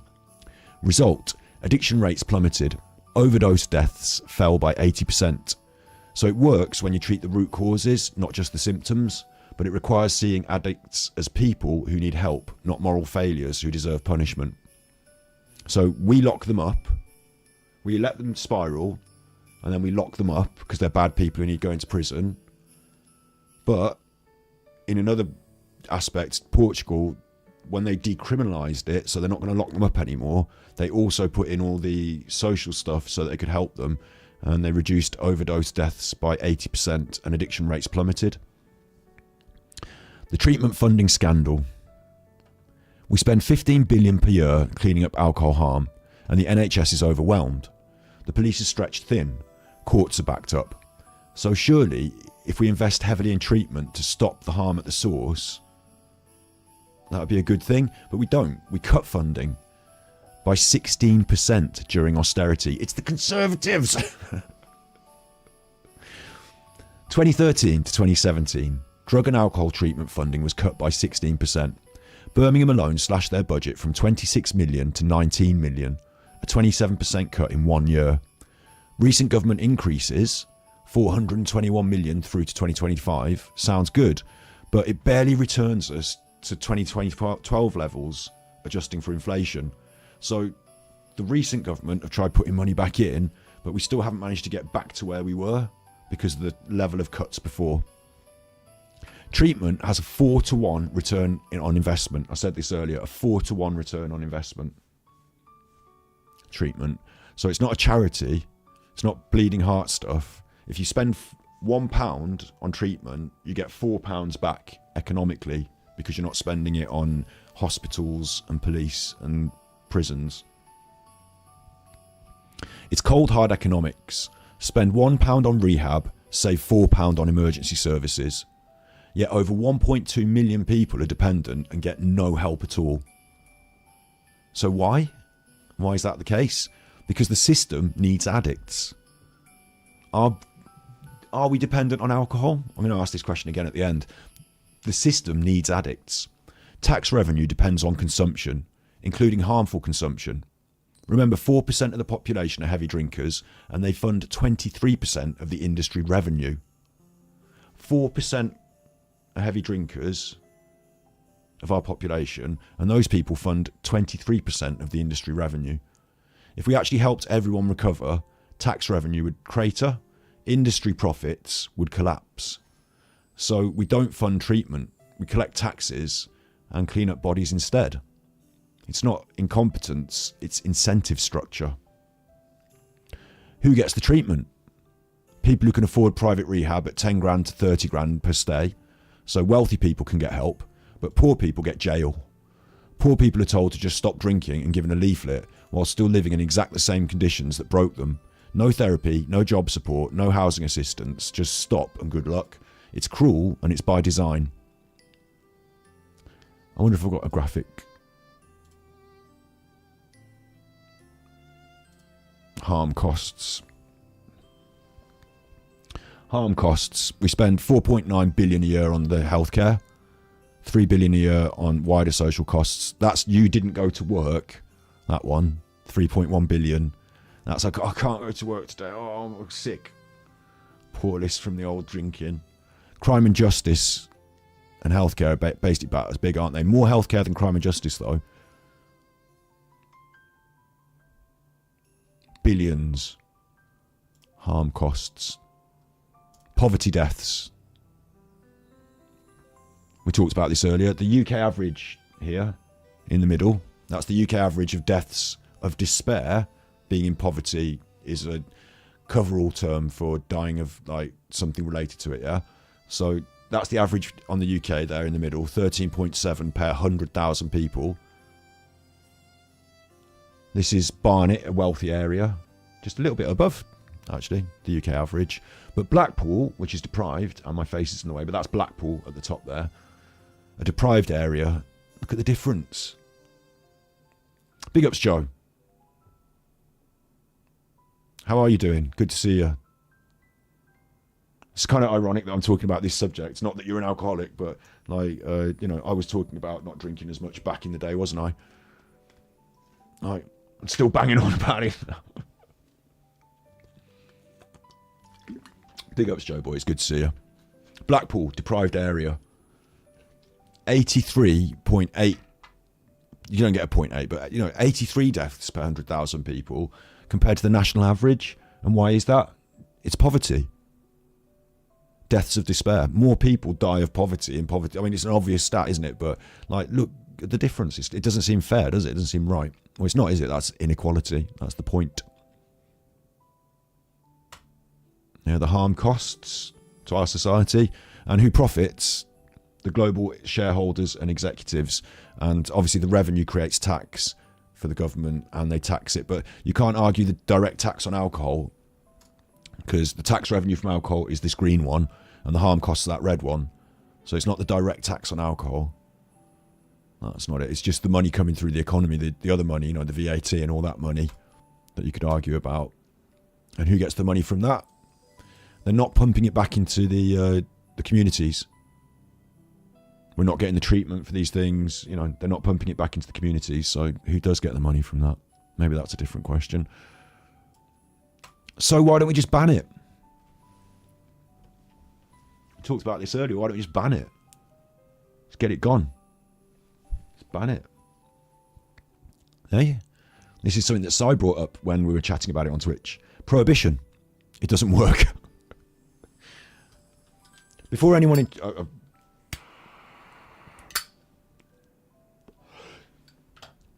chat types just ban it, let's talk about why that's a catastrophic idea. You're not typing just ban it. Don't worry. America tried this. It didn't stop the drinking. It created the modern mafia. In 1920 to 1933, the United States banned alcohol production and sale.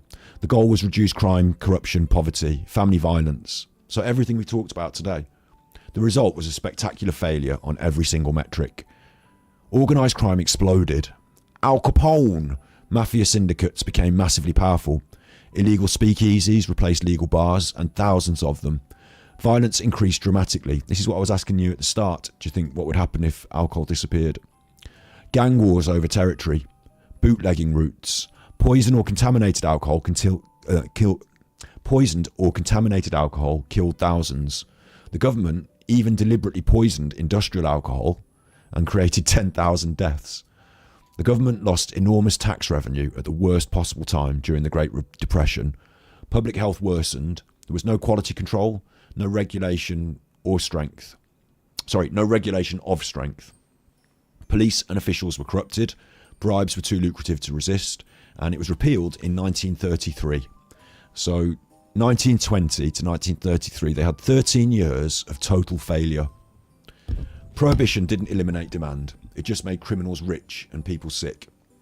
You can't eliminate demand by banning supply. It doesn't work that way. You just push it underground where there are no rules, no safety, and no accountability. Modern UK parallels. Do you remember our opening? The riots, the chaos, the government collapse that we talked about? Let's actually walk through what a 2025 UK alcohol ban would create. Not historically, not theoretically, but right now in Britain. Phase 1, immediate chaos. So I'm the government and I'm banning alcohol. You ready? Get that picture back up, shall I, of the riots. This is what would happen, isn't it? It'd be called the alcohol riots. The Scotty Hotty alcohol riots. That's what would happen, isn't it? Where's my booze?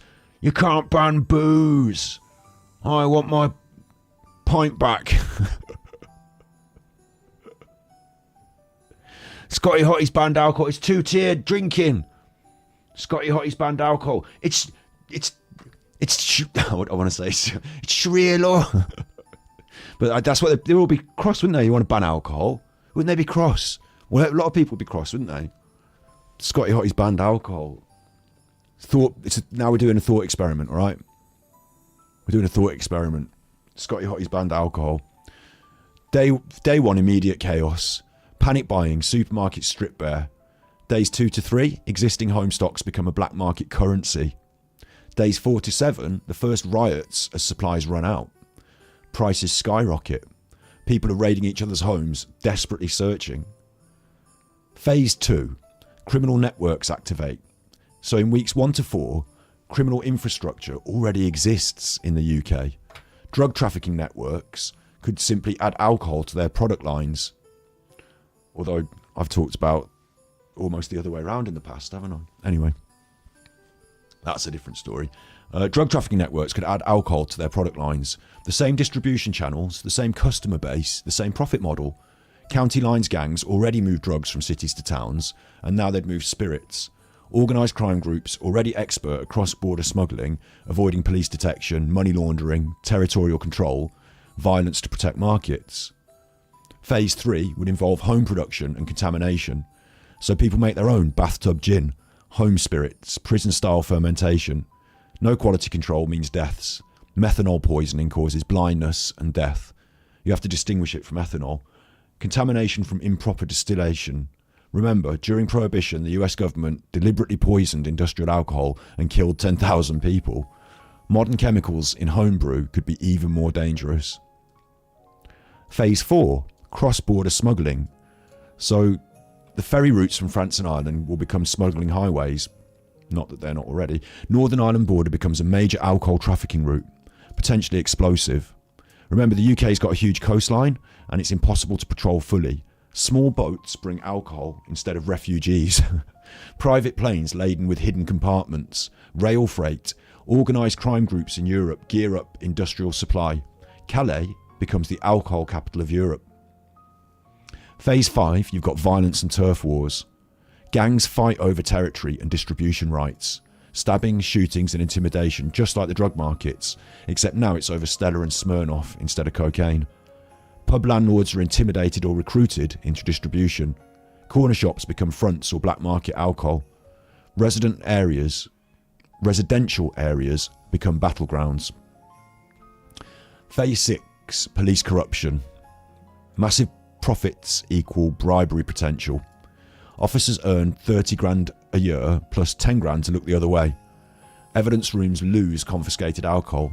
Tip-offs about raids before they happen, and some police are actively involved in distribution. In phase 7, we have a system overload. The government loses 12 billion in tax revenue, already running at a deficit, but the NHS is still overwhelmed treating alcohol harm. From now, more contaminated products, so more harm. The court system is overwhelmed with prohibition violations. Prisons overflow with alcohol offenders. Non-violent people caught with bottles. Meanwhile, actual dangerous criminals get less attention because resources are diverted. It's not speculation, it's just applying what we know about today's black markets to alcohol. Every banned substance creates this pattern. You don't eliminate problems, you just criminalise them and make them more dangerous. There are real modern examples. Can anyone tell me anywhere in the world where alcohol is banned? You again in chat. I don't know why I rely on you on this. You go to sleep over the course of the show. This is a good one. I should have better pictures maybe that are more pertinent, but do you want me to just put the alcohol pictures on for a bit? Oh, it's too late for that now. I've got the Christmas pictures. I love them.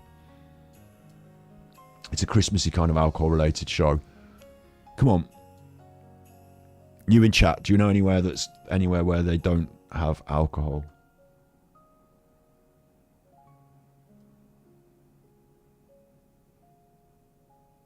Huh? She's dressed like she might live there. Maybe. Anywhere, come on. I know there's a delay, but does anyone know where they don't have alcohol? It's not racist. No? At your mum's house. You finished cooking your pie. It's funny, I was daydreaming about cooking a pie last night, actually. At like 4 a.m. I had a bad tummy and I didn't want to eat a lot, but I was really hungry at night. There you go, Saudi. Yes, yes, they're trying to buy boxing. They're trying to buy boxing. They're trying to sport wash. All those comedians went out there and sold their souls. The Saudis. Glasgow. Oosh. Headbutt. Oosh. No, not Glasgow. The Middle East. There are real modern examples. Saudi Arabia has a total ban and a thriving black market, despite harsh penalties. Regular methanol poisoning deaths from homemade alcohol. Expats smuggle via diplomatic channels. Enforcement is inconsistent.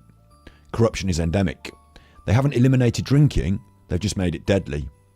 India has state-level prohibition in Bihar and Gujarat. Massive bootlegging operations worth billions. Methanol poisoning outbreaks regularly kill hundreds. In 2024, for example, 50 plus deaths in a single incident from contaminated alcohol.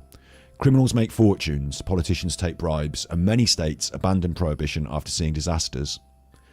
You wouldn't believe it, but Russia had night sales restrictions. Not a total ban, just nighttime restrictions, and their illegal alcohol market exploded.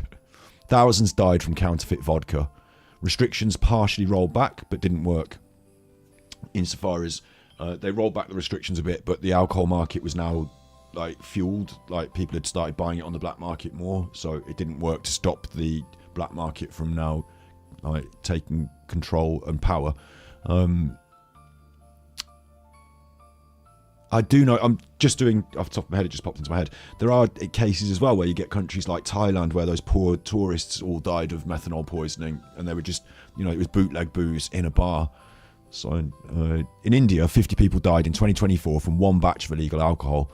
And that's what prohibition creates, unregulated poison. Saudi Arabia has the death penalty for alcohol, and yet it still has a black market. So you can't enforce your way out of demand. You don't need to imagine what UK alcohol prohibition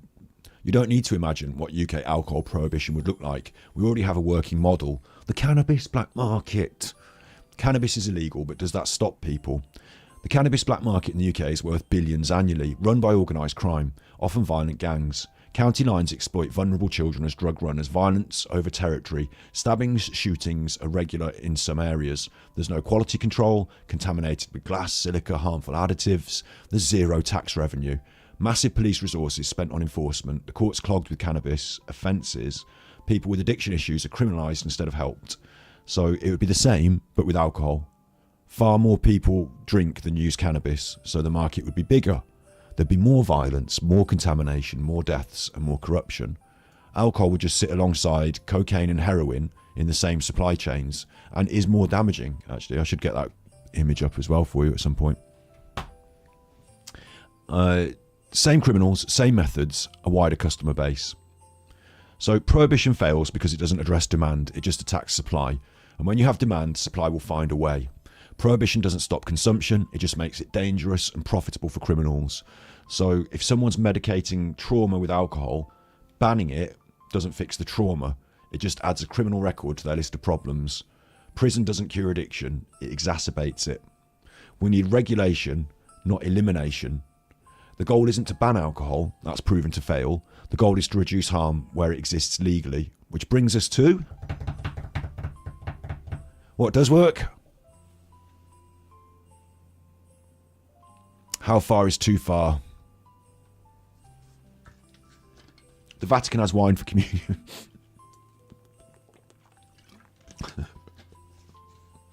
Good shout. Do the Vatican drink? I couldn't imagine the Pope wouldn't have a glass of. I don't know. Does the Pope drink? You're allowed to, aren't you? If you're Catholic, you're allowed to drink. It's not anti-alcohol, is it, in Catholicism?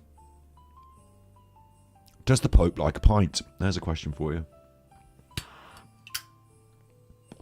What would you expect the Pope to drink if he did? If the Pope came into the pub, what would you expect the Pope to put in his pint? Prohibition doesn't work, but nothing is going to work. Sorry, prohibition doesn't work, but doing nothing isn't working either. So the question is, how far should government go? Is it nanny state overreach, which I brought up the other day? Or is it legitimate public health policy? Let's test your instincts. Scenario 1, the government bans all alcohol advertising, including sports sponsorships. Is that too far or reasonable? Do you like option A or option B? I was going to do loads of polls for this, but I think I'll just ask you in chat. Do you think it's reasonable to ban alcohol advertising? Should we ban that like they did with cigarettes? No more sports sponsorships. Have they already done that? I don't know. Is that too far or reasonable? What do you reckon? Scenario 2. The government requires plain packaging on all alcohol, like cigarettes, with no brand logos, just health warnings. Is this going to infringe on your freedom or inform your choices? Do you think we should do that? We could have all alcohol in just the same like plain can, just like they do with cigarettes, and all the different alcohols. Fucking hell. Big ups Joe. Shouts out for the Palestine flag, shouts out for that. But can we ban Keir Starmer? I've already poo-pooed the idea that we're going to have a big Keir Starmer negative bandwagon tonight once, but I do get it occasionally in chat. So shouts out Keir Starmer, shouts out Joe, and shouts out the Mimp Squad. Shouts out Palestine. Big ups Joe. Thank you very much for the super chat. I'll shout you out a button. I'll press you a button. I'll press you a good old button. A good old button. How about a good old button? What are we gonna do? We got a big problem. Game over, man. It's game over. I can't take it anymore. Classic. A lot of people are in favour of banning it around sport. No one seems to have a problem with that.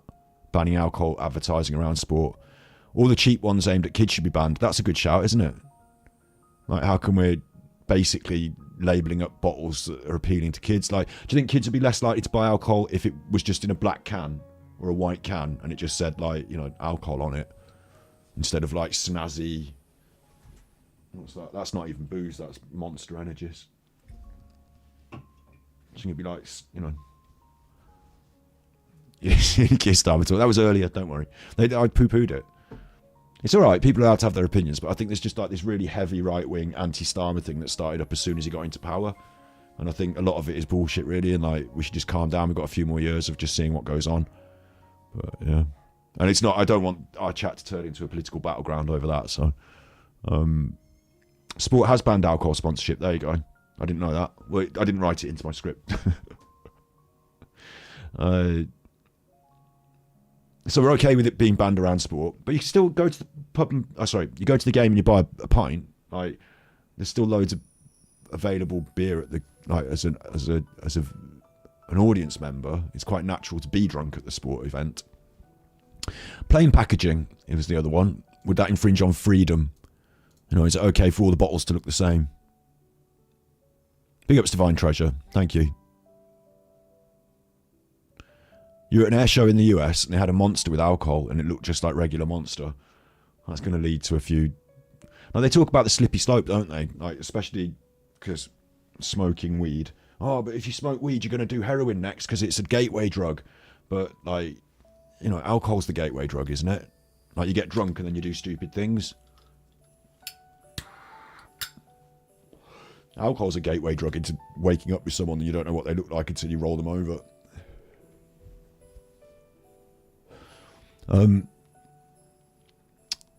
We could have scenario 4. Wait, where are we? Scenario 3. Scenario 3. The government sets minimum unit pricing. We discussed this earlier. So a bottle of vodka can't be cheaper than £15.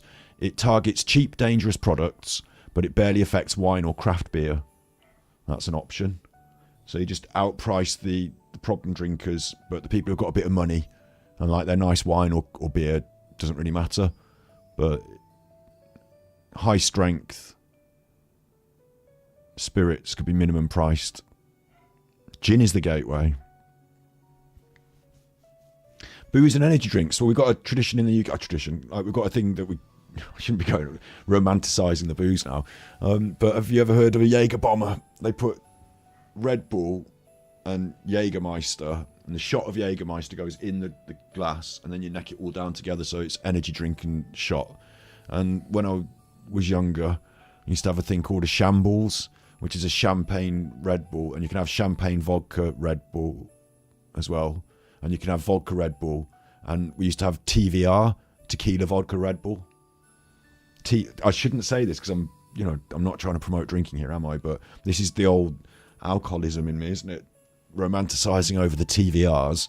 If you drink a load of TVRs, then you kind of know what you're doing. Tequila vodka Red Bull, what was I doing? Drink a load of them though. Don't. It gets you drunk in a quite different way. Yeah, I shouldn't have said all that. You have minimum pricing in Ireland, yeah. Ireland are going heavier on it, aren't they? Minimum pricing in Ireland. And they have it in Scotland, and it works. It reduced deaths. It reduced... Well, it will have a knock-on effect to reduce pressure on the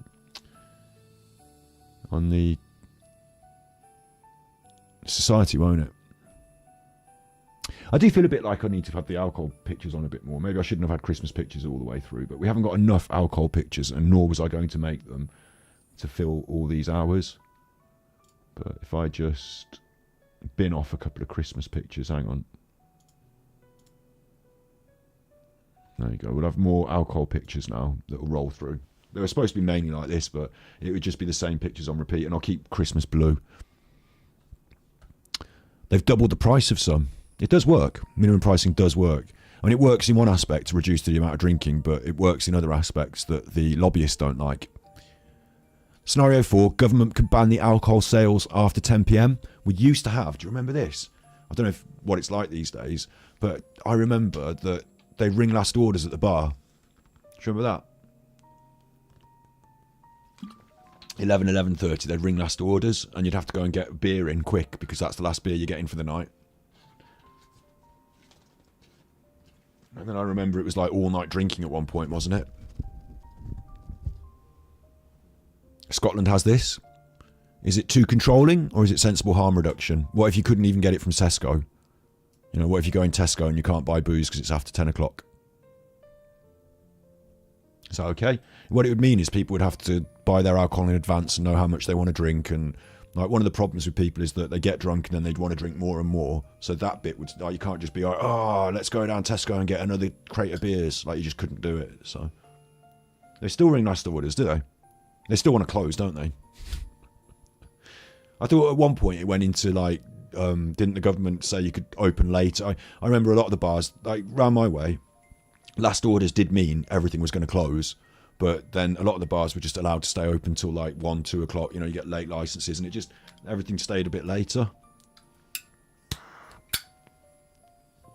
But last orders used to mean last orders. It didn't used to mean go on somewhere else and carry on drinking. Unless there was like a specific, really specific nightclub. I live in a small town, so there wasn't that many. Last orders is about 12 AM now, is it? Some places can get license extension, yeah. They've gone back to it. Okay. I haven't been drinking for ages. What about government mandates calorie labels on alcohol, just like food? So, you know, a pint has 250 calories and a cocktail has 400. Do you think that'd be different? There's another option. These are options that I've come up with. I will concede that the artificial intelligence did help me come up with some of these options. And have you got any options as well? You know, things that you think we could do about alcohol that doesn't involve banning it completely. A weird one though, but putting calorie advice on it. Like, there are a bunch of people who don't realise how much alcohol, like, you know, has a calorie. Like, a pint is 250 calories. 2,000 calories is 2,500 calories is a daily allowance, like, as a human. Like, so you've got like 4 pints is like half of your daily calories. And like, on a night out drinking, I could have easily drunk 8 pints, and that's like my whole day's calories in drinking. Like, you just pack on more calories. I mean, that might affect some people. It might make people think, oh, differently about alcohol, you know, rather than just like talking about the harm and the cost and the this and the that. Like, it's just a different way of thinking about it, isn't it? Scenario 6, and it came up earlier in chat, and I poo-pooed it as well because I didn't like this. Government requires ID scanning at purchase to track individuals' consumption and flag heavy drinkers, like China's social credit system, but for alcohol. And it's extreme. So not just picture ID, but they were saying in chat earlier, and it was a good suggestion, is can you send on coffee? Yeah, coffee should be on. I haven't shouted it out, but I will for you. Yeah, I'll just shout it out. It should come on, and it should. I didn't mention it, but if you tip on coffee, I'll put the link in chat, then it will read it out on the screen and interrupt me. And read it out on the screen, and I get more of the cut of the money from coffee, but I'm grateful for any tips, any gifted memberships. Coffee.com is a system for tipping where it reads it out on the screen, and super chats come up and I read them out myself, so thank you very much. I'm very grateful in advance. Yeah, we could have ID scanning, right? You could have, you know, you got your Face ID, right? So we could have ID scanning, but, and now this is invasive, and I don't like this idea, but we're talking about ideas. We could have ID scanning, and it could know if you've bought shitloads of alcohol this week, or if you're on your 4th bottle of vodka that night, and it could say, this is a bit much. It could send you a ticket to go through to some therapy if we funded it, but you could have ID scanning so that you could track individuals' consumption. And in a world where you're shopping, like, you know, when you go to Tesco, they know if you've had like enough bread this week or mince pies, and they do you a discount on the you know, on the club card. It does you a discount on the shop, on the washing up powder that you buy or whatever. Like, it knows what you're buying, so you could have like a personal ID scan for alcohol that would track your alcohol consumption. It's not outside the realm of possibility, is it? Tesco club card does know, yeah. Ellie suggests more funding for residential rehabilitation facilities. Alcohol services alone without residential rehab is just not enough. Good shout. A lot of what I've talked about tonight is predicated on the idea that it's underfunded, isn't it? Like, that the alcohol is a problem, but it's not being fixed. And it's not being fixed because it creates a problem that the government continue to sort of, like, there's like a system underlying it that people, not just, I don't want to say the government, but like, you know, people with money at the top end of that graph of the people who profit, you know, there's big money involved. So some of these things feel reasonable and some feel dystopian. So the line between protection and control is subjective. But we already accept regulations on alcohol. Age limits, drink driving laws, and licensing. And I was in chat the other day, and I was saying, like, we were discussing the difference between prohibition and freedom, and then, like, we already have alcohol restriction, don't we? You can't buy it until you're 18. Like, it is already heavily regulated. Drink driving laws, licensing, and we're fine with those. So it's not whether to regulate, but how much to regulate. There are proven evidence-based policies that have actually worked in real places, not theories or experiments, but proven results. Minimum unit pricing sets a floor price per unit of alcohol. So targets cheap, high-strength products like cider, white cider, budget vodka, high percent beer, and the expensive wine and craft beer are largely unaffected. So it specifically reduces consumption among heavy, harmful drinkers. Scotland implemented 50p minimum unit pricing in May 2018. In years to come, that financial figure will be irrelevant because of inflation, but alcohol-related deaths declined. Hospital admissions for alcohol harm decreased. Consumption reduced among the heaviest drinkers exactly as intended. Moderate drinkers were barely affected. Initial industry predictions of economic doom didn't materialise. Ireland implemented it in January 2022. The per capita consumption fell to 9.49 litres in 2024, down 13% from 2018 levels. Early evidence shows similar success to Scotland. Who does it protect? Ironically, it protects lower income problem drinkers the most. It makes dangerous products, £3 bottles of high-strength cider, expensive enough to reduce consumption. It doesn't criminalise anyone, just the prices, according to harm. Evidence shows it saves lives. Why does the industry hate it? It cuts volume sales of the cheapest, most profitable products. It proves the government intervention works, and that threatens the industry narrative. It sets a precedent for more regulation. So it works having a floor level of value of cost for the alcohol. So we're not selling high strength cheap alcohol. We're putting a floor, like that's now not happening. We're putting a cost barrier on it. That works. The problem drinkers don't drink as much of it. Deaths decline, hospital admissions decrease. But the reason the industry doesn't want it to happen, I propose, because I'm not talking on behalf of the industry, I guess, is that it cuts the volume of sales from the most profitable products, so they're losing money, and easy money at that. And it proves that government intervention works. Like, so they can't say there's no point in doing it, it's a waste of time and money, people drink. It proves it. Like, it actually invalidates a lot of their lobbying. So it threatens their narratives and sets a precedent for more regulation. It means that we could do more because it works. And the economy didn't fall apart. Joe Boy sent tippies. There you go. Big up, Scott. Missed your content. Genuine question off topic. Won't new SD Andrews be too big capacity? Super Chuffer owes 3 hugs. Genuinely, I've been talking about this over on Twitch a bit. I'm not trying to send everyone over to Twitch. I do proper shows here where I talk about a subject, as you can see, and then over on Twitch I just fucking mess about. So I'm not trying to send you all over there. But I do have Twitch and we do mess about. And I have been watching the new stadium stuff, and I'm worried it won't be enough seats. You just wait. I'm worried it won't be enough seats. There will be days in the next, well, it's 5 years before it gets built. So we've got 5 years to establish ourselves in the Premier League. You know, maybe there'll be cold evenings, mid-season games where it might not hit capacity like all football clubs get.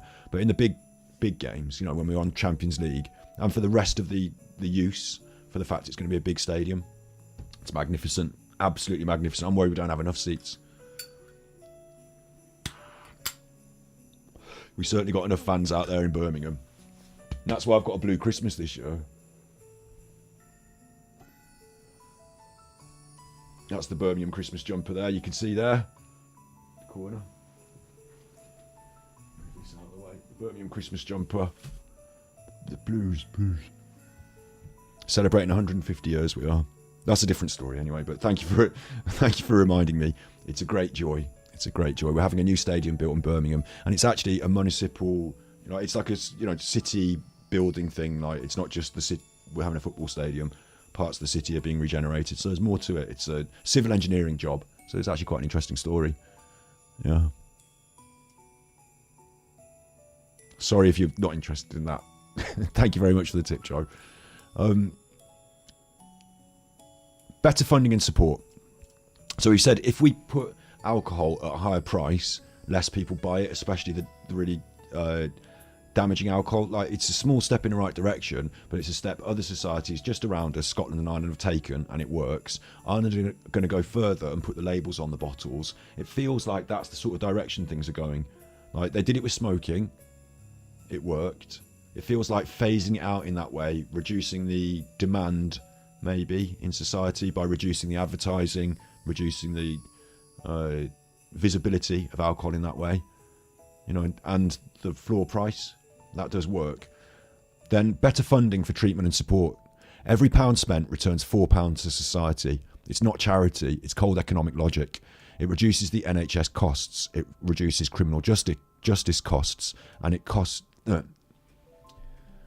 always do this when I'm reading stuff. It reduces NHS costs, criminal justice costs, and productivity losses. What needs to happen? We reverse the austerity cuts, restore 2020 funding levels adjusted for inflation, but we need to go further. We need to fund residential rehab access for low-income people. Ellie said it in chat. Community support programs. Early intervention for children of addicted parents. It's a stat we brought up earlier. 65% of children get no help. So the issue there is that we know that if you grow up in poverty with these issues, it leads to trauma that then becomes like, it's like we're baking it into society. We're seeding the problem, you know. So those children, like, their parents might get some help for their alcoholism, but over half of the children don't. And well, the children aren't alcoholics, yeah, but they're living with the trauma. So it's about making sure that we help the children as much as we help the parents of alcoholism, yeah. So, like, big waving flag theme that I'd like to, in long term, through these pieces of whatever you call them, streams, videos, whatever I do on this channel, I'd like to, you know, try and wave that flag. We need to help in this country at the moment. With politics came up a little bit earlier as well. Like, I'm not banging on about this, but people are getting really aggy and upset about certain things that are pushed in their faces. But the big problem in our society is child poverty. And if politicians aren't talking about that as their number one thing, if they're not, you know, putting that on their list of big problems they've got to bang on about and tweet about, if child poverty's not up there, they're not, I don't really, you know, not really that interested. I think we need to make sure we sort that out. And as part of that, early intervention for children of addicted parents. It's raining again. I couldn't Joe Boy be sent happier. tippies. Flush, and then Shitty on the Villa. KRO, Paul Tate. Super Chuffer owes 3 hugs. Thank you, I'll allow that, even though it's a bit rude. Absolutely shit on the Villa, and keep right on. And Paul Tate took off his shirt in the final, and it said shit on. Yeah. I know. I remember the days. They recently, don't get me on a tangent, I'll go on about Birmingham for an hour, don't get me on a tangent, but they recently had a vote, because it's 150 years of the club, and you could vote for who is your favourite person in each position, and I'll get that up on a stream one day, because we don't have, like, we've got some really good players in certain positions over the years, but one of my favourites was Martin Granger, got voted our best left back ever. And he is a good, solid Martin Granger. I think he might have been was he midfielder? Anyway, Martin Granger got into this, like, you know, 150-year ultra team with all the greats that we've had. Dugarry, Francis, we had Seb Larson on the wing. They picked Lazaridis, Martin Granger. Yeah, bless him. He's good. I was going to say, let's get back to this. We need to reverse the cuts, don't we? Portugal's approach, pairing decriminalisation with massive social support, housing assistance, job placement, therapy and medical care. We need community reintegration. The result is addiction rates plummet, overdose deaths fall. And it shouldn't be controversial. 4-to-1 return on investment is better than most government spending. It requires upfront funding, and politicians think in 4-year election cycles. So it's cheaper to let people die and mess up and clean up the mess than prevent it. It's not economics, it's moral failure. And what I mean there is that if a government addresses this problem, like even day one, huge investment, they don't necessarily see the results. Like it might be that in 10 years' time we get the results.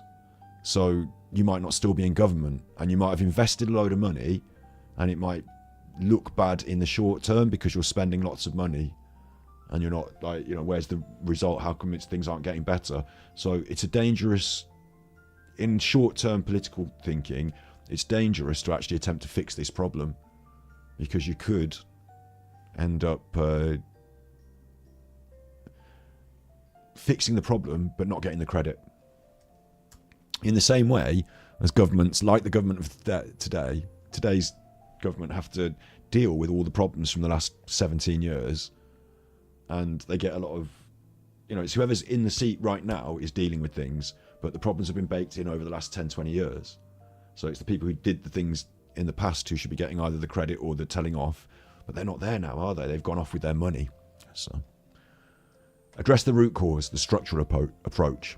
We need to fund mental health services properly. Current wait times are months or years for therapy, reducing poverty and economic insecurity, living wages, job security and safety nets. We need to create opportunities, job training, education access and social mobility, support domestic violence victims, shelters, legal aid and protection, early intervention for at-risk children, schools, social services and mentoring. Why is it hard? Is because it costs enormous money up front.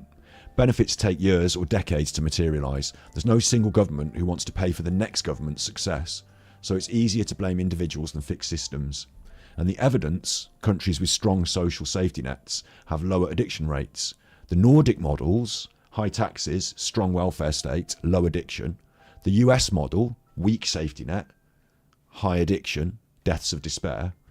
And the correlation's clear, even if causation is complex. It's the hardest solution because it requires fixing society. Alcohol dependency is a symptom. Poverty, trauma, hopelessness, that's the disease. So you can regulate alcohol, but if people are miserable, they'll find something. Fix the conditions that make people want to escape reality. But that requires political will, long-term thinking and money, none of which are in abundance in modern politics. Now we can look at some interesting, less proven ideas, some that are speculative and some that are being tried. We sort of talked about this earlier. Advertising ban like tobacco. A total ban. Banned. Get rid of it. Banned. No more sports sponsorships. Bye-bye. Bye-bye banned. We talked about this earlier. It works because it reduces normalisation, especially for young people. It breaks the association between alcohol and success and glamour and sport. Tobacco ads banned, and that contributed to a massive decline in smoking. It's controversial because of freedom of speech arguments. The industry claims it would devastate funding. It's difficult to enforce in the digital age with VPNs and international platforms. France has strict alcohol ad restrictions, and it reduced drinking rates. Health warning labels. That's where we come in with the story from Ireland. Mandatory warnings on every bottle and can. And if they're bringing it in, visual warnings, potentially graphic like cigarette packets. The Ireland situation, it was passed into law and supposed to start in 2026, but it was delayed till 2028 due to economic circumstances. The industry opposition is intense. Why it might work? Because it raises awareness at the point of purchase, gradual cultural shift in perceptions. It works alongside other measures, and it's controversial because does it actually change behaviour or create guilt? The industry claims it will hurt exports. Foreign buyers won't want warning labels. If cigarette packets need lung cancer images, why not alcohol? People should know what they're putting in their bodies, but Ireland delayed it because of economic circumstances. They're afraid it might actually work and reduce sales. What about alcohol-free social spaces and a cultural shift? Here's one. I do wonder, would you go to an alcohol-free bar? Would you go to a pub that served no booze? The growth of alcohol-free bars and clubs, dry events, daytime parties and non-alcoholic craft drinks is normalising saying no thanks without interrogation, reframing social spaces around connection and not consumption. And guess what? It's Gen Z that are leading this. Those nutty Zoomers. What do they know about anything? Alcohol-free bars are opening in major cities. Redemption in London and others. Mocktail culture. Premium non-alcoholic spirits. Social media normalising sobriety. And it might work because it's bottom-up cultural change, not top-down mandates. It makes sobriety cool instead of weird, and it removes social pressure to drink. It's limited because it's a niche market, and alcohol-free venues struggle financially. Higher prices are needed without booze markup, so it requires a critical mass to normalise it. They need more people doing it. It's the most hopeful approach because it's a culture changing from the ground up. Not government mandates, just people choosing differently. And it's Gen Z that are already doing this. Coffee shops free the weed, yeah? Coffee shops. The Scandinavian model, a state monopoly. The government runs all alcohol retail in Sweden's I can't pronounce this. Systembolaget. Systembolaget? I don't know, Systembolaget. Norway's Vinmonopolet. They're always saying about Sweden, aren't they? Always saying about... Put the Christmas pictures back on. I like the Christmas pictures. So it removes profit from alcohol sales. So now there's no profit motive at all. So it's all government. It's like nationalising it. Limited hours, no advertising, high prices, and the revenue goes to the state, not the shareholders. The pros are it's dramatically reduced consumption. There's no corporate lobbying. The government's the seller and the regulator. The quality control is guaranteed. Regulated means revenue funds public services. Sorry, the revenue funds public services. So there's no private companies taking all the money. The government take the money. The cons are it requires a complex system overhaul. The black market can still exist, and people drive to borders to buy cheaper. Sweden to Denmark trips are common. Feels a bit nanny state to the British sensibility. It's a nuclear option because the government just takes over. It removes profit motives entirely, but it works in Scandinavia. Would we accept it? Big ups, Joe Boy. I could do another episode on this, on that, couldn't I? But it's a more difficult topic. I don't think this episode will get me banned, but Joe says the country's in a real cocaine epidemic, and it certainly is. Alongside all of what I've talked about tonight in your local pub, what used to be a load of good old boys drinking whiskey and rye now involves a load of nutters going in the toilet snorting cocaine. Anyway, look.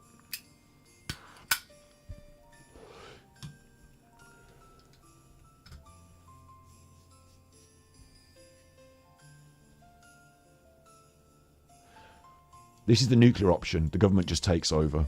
It removes profit entirely. It works in Scandinavia. And like, I kind of feel like I'm doing it. Like, maybe I should have done this one from behind a soapbox like a politician. You'll never elect me, will you? I smoke too much weed. Oh, bad. Maybe put me in for the Greens. Oh. But, like, honestly, left-wing politics, nationalising industries, the government could take over the sale and supply of alcohol insofar as they could run the business. They could be the casino. They don't have to take the tax money or anything. They could just take the profit, the money. The monies. Instead of it being, and we saw earlier, the big companies, the global shareholders and executives from 80% foreign companies, instead of that money flowing out of the country, it could just flow straight into the country, into the government, into the kitty. Run alcohol in the UK like a nationalised industry, profit, and all the money goes back. It's an option, and they do it in Sweden, apparently. I don't know. That's what it says. Merry Christmas. The youth revolution. Here's the most hope. The most effective change is already happening, and it's not coming from government. It's coming from young people. 1/3 of 18 to 24-year-olds don't drink at all. 40% of Gen Z is actively limiting consumption in 2023. The UK adults drinking weekly is 54% in 2011, but down to 48% in 2022. Gen Z, it's these bloody Zoomers, what do they know? Gen Z consumes 20 to 30% less beer and wine than previous generations at the same age. But 80% still visit pubs. and 60% weekly. They're socialising differently, but not less. So why the change? Cost's a major factor. The average night out of £73 on a 19-year-old minimum wage. They have to work for 10 hours for one night out. Student loans, rent and the cost of living crisis. They can't afford to get drunk. Health consciousness. 71% are concerned about health consequences. I do have a crib sheet with all my my stats. All of these stats are from... most of them are from the IAS, the ONS, the BPPA. If you want to check them, I've got the links which I can pop you in chat as well. Now's the time to do this. That's the Institute for Alcohol Studies, and a bunch of these have come from beerandpub.com as well. Beerandpub.com. Not promoting it, but they've got the stats. Access to information. They Googled what does alcohol do, fitness culture and eating trends, and they don't want to feel shit the next day. So 71% are concerned about health consequences. Social media. Get this. This is a reason why young people don't drink, is social media. Because drunk photos and videos live forever online. Now imagine you had a phone with a camera in it back in the day. Think of your worst story from when you got drunk, and imagine your mates were filming you on their phone.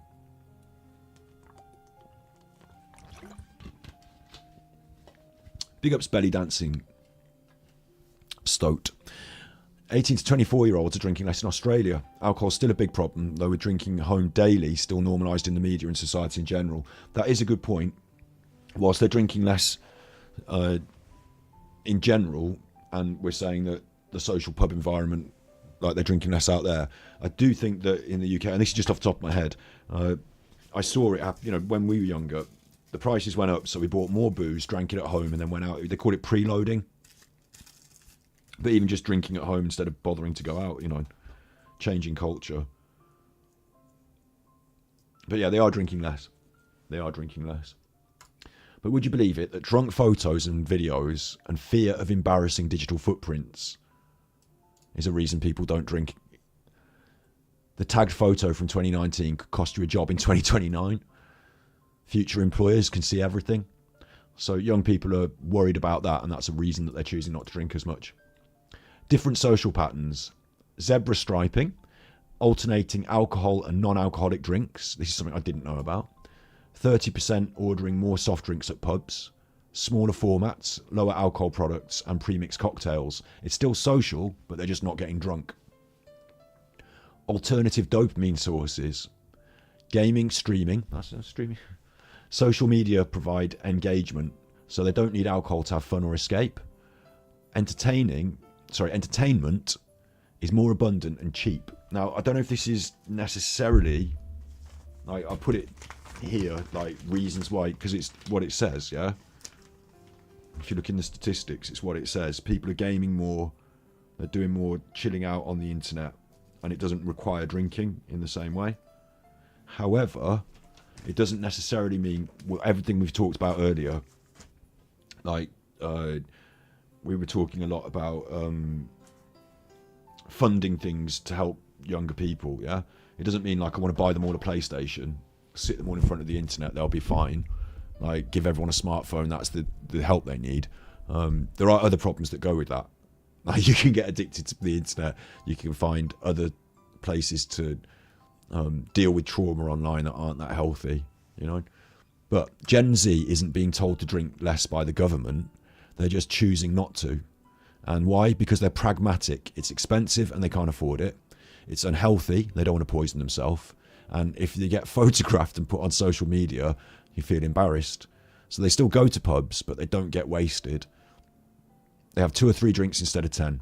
They're proving you don't need a nanny state if you just make better choices. Is it a permanent cultural shift?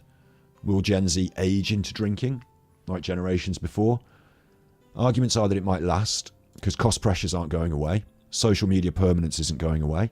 Health information is more accessible than ever. And once you establish non-drinking social patterns, they stick.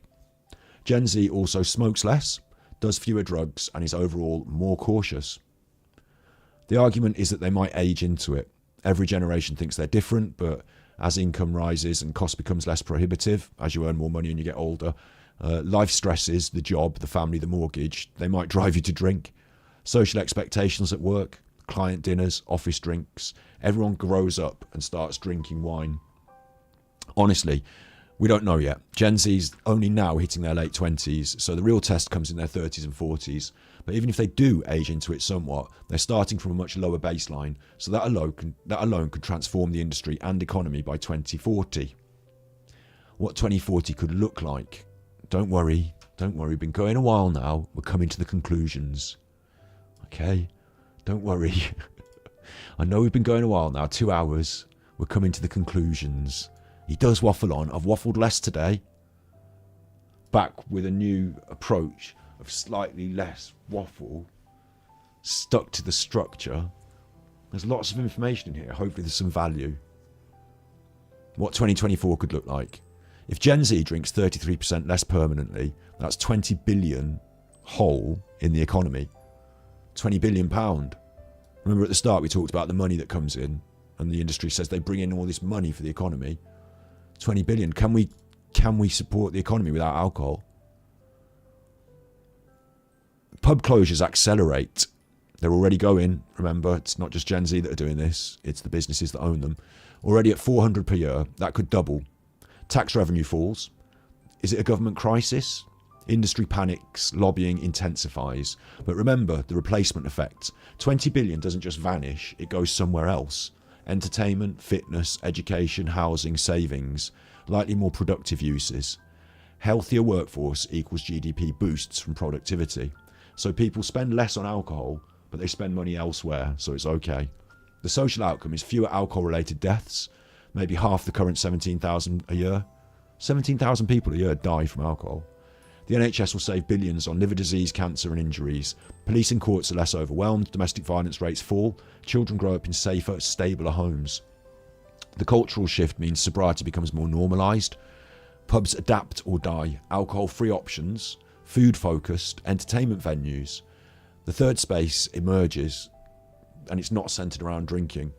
Going for a drink is replaced by going for coffee or going to the board game cafe. And do you know what, right? I'm saying this. My local, which I said has changed a lot, there are more, food-based reasons to go there. I do see people using it for a pop in and get some food. If this trend continues, the UK in 2040 looks very different. Not because government banned anything, but because culture evolved. The economy adapts and society gets healthier. The industry does not. That's the most optimistic timeline. Let's be realistic. The cultural change alone might not be enough. Industry will fight back with marketing, lobbying and cheap prices, and the people already addicted need help now, not in 2040. So probably the answer's both. We need a bottom-up cultural shift led by the youth, normalise sobriety, but we also need a top-down, evidence-based policy shift, minimum unit pricing, treatment funding and advertising limits. Not prohibition, not laissez-faire, harm reduction. Protect people from the worst outcomes while respecting personal choice. That's the balance. So let me end up where we began, with a thought experiment. Not a dystopia, a utopia. What if alcohol just faded away gradually? It's 2045 and you wake up on a Saturday morning with no hangover. No regret about text sent last night. No anxiety about what you said. You meet friends at the local, except it's not a pub, it's a community hub. Coffee, board game, library, some music, co-working space during the day. People are laughing and connecting, talking instead of shouting over noise. You stay for 3 hours and spend £15 on great coffee and food instead of £40 on drinks you didn't need. Sunday, you're not in bed recovering. You're hiking or working on a project and seeing your family. On Monday, you're sharp at work. No brain fog, no struggle. You're present. You notice you've saved £200 this month not drinking, and it's $2,400 a year. You notice your mental health's better. Your relationships are deeper, and your body feels good, and you realise you don't miss it. That's actually something that people who give up alcohol actually feel in general. The social lubricant turned out to be optional. Connection didn't need a chemical intermediary. This isn't prohibition. Nobody banned anything. Culture just moved on. Alcohol still exists, and some people still drink, and that's fine, but it's not the default anymore. It's not assumed. It's not needed. Britain didn't collapse. The economy adapted.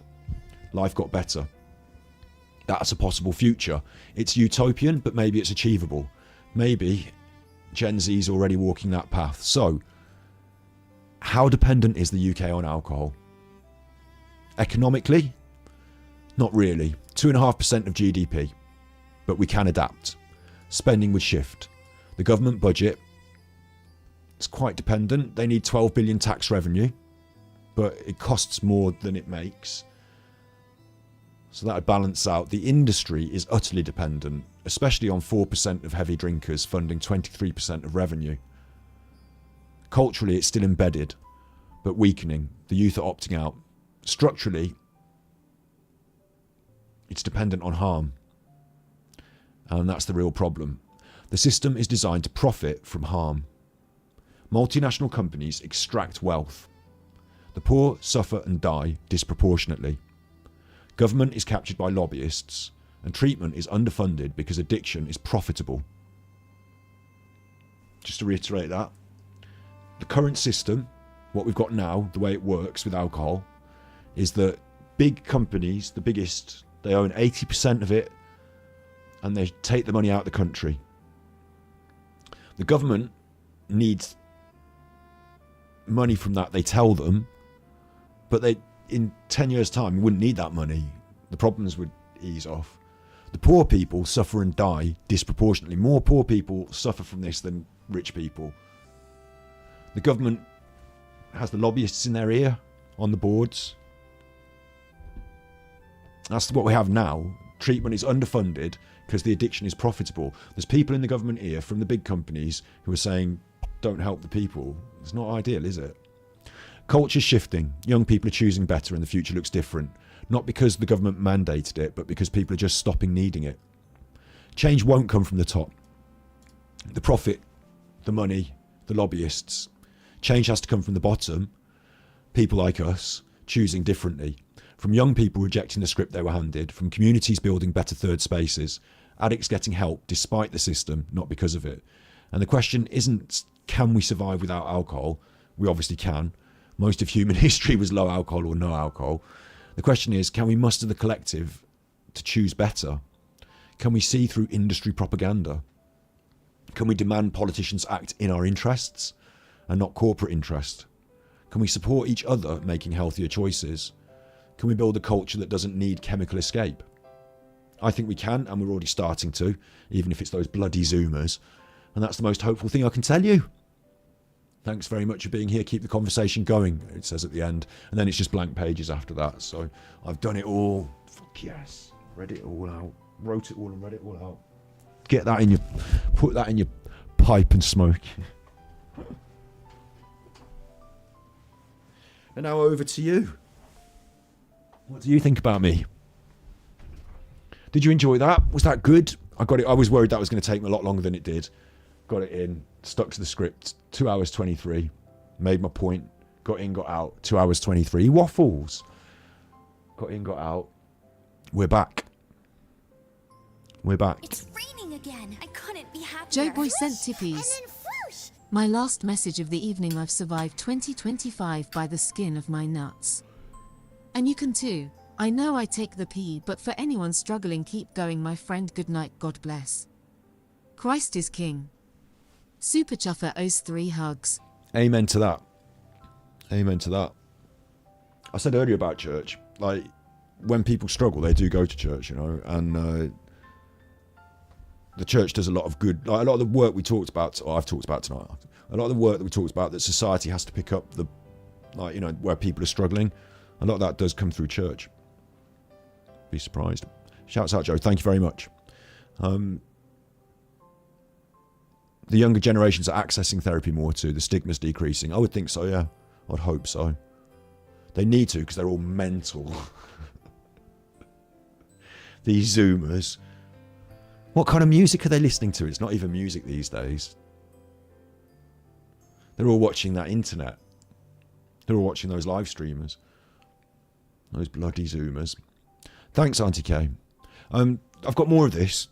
This is structured better. I completely hold my hands up to this and admit it. Like, I get help from the AI. Like, it's structured better. I wrote all my ideas. We talked, and this one's come from, I've got to shout out Si, Ellie, and Pixie. That we were in chat, and Redfan, and you Chuffers, you were there in chat. We were having a chat about a subject, and the ideas were there. So I've turned it into a big script, done the research. I didn't have to trawl through all the documents. Like AI means that I don't have to go through every single ISA report. It can tell me the statistics very quickly.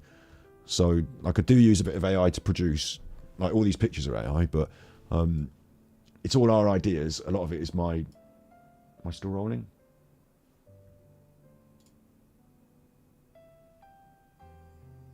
Looks like I'm not still rolling there. Maybe I don't need to worry, or should I carry on? Can you still hear me in chat? My YouTube studio thing looks like I'm not still rolling. My OBS looks like I'm still rolling, so I think I'm still rolling. If it cut off at the end like that, that's fine, because it's the end, but... What are you saying? Is it still going? I could check on my phone. Or did we stall out? OBS is still sending.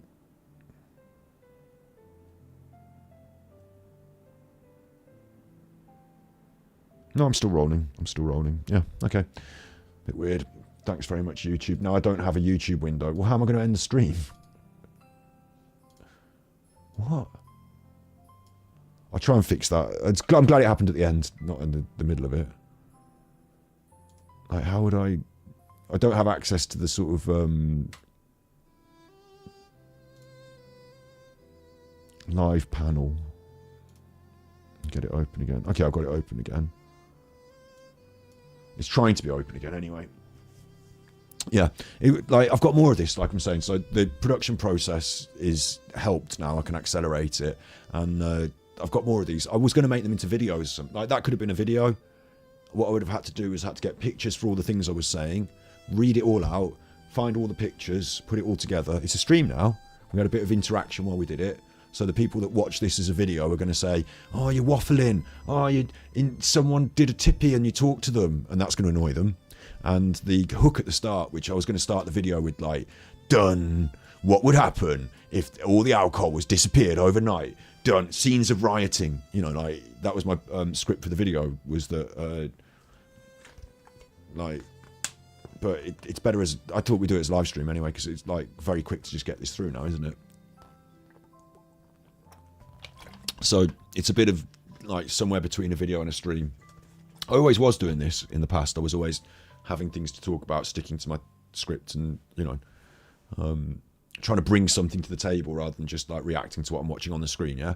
So I hope I brought something to the table there, and there's stuff to think about. And it's not. I don't want to be prescriptive and like beating people over the head. Everyone drinks. I know loads of people drink. A lot of people in chat didn't.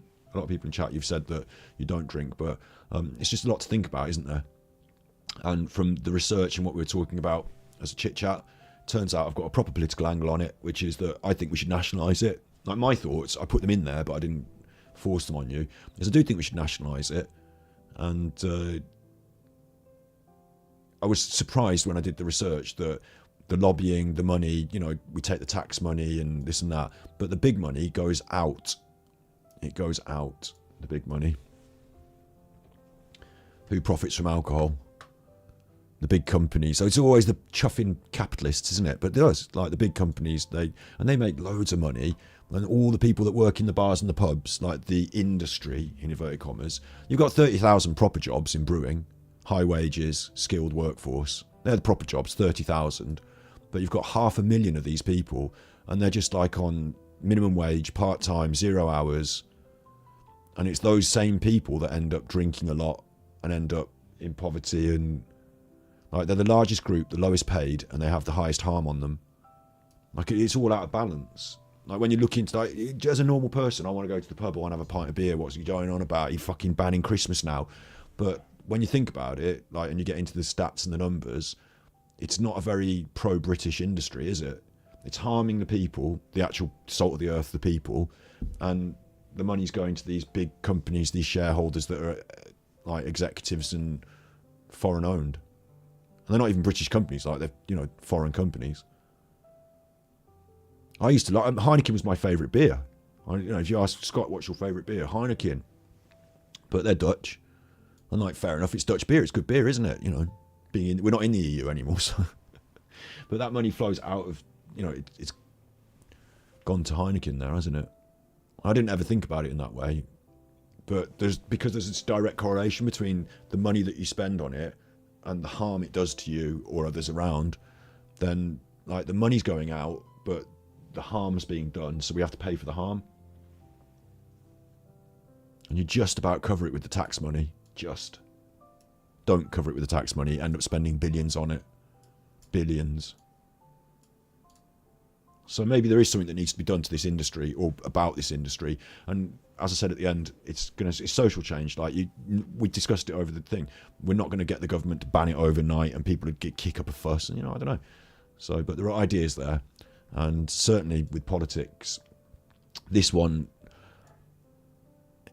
I've said this a number of times, and I'm not going to do an episode next week about like domestic violence. This is Scott's big domestic violence episode, but like I think the themes that I'd like to push to the fore on this channel are child poverty, like domestic violence. Like I think these things are like violence against women. You should say better, shouldn't you? Like these things are big problems in our society. Like if you look at crime stats, burglary is the biggest crime stat, but next to it is violence, and in violence against women is the biggest. Like. These are sort of like themes, and speaking truth to power, bringing you dark stories, interesting stories, and trying to push that agenda to the fore that we need to help the people who need the help. So I'm not going to be on here banging on about like, I don't want to make it political or anything, but I'm not here banging on about what Reform are banging on about. I'll tell you that,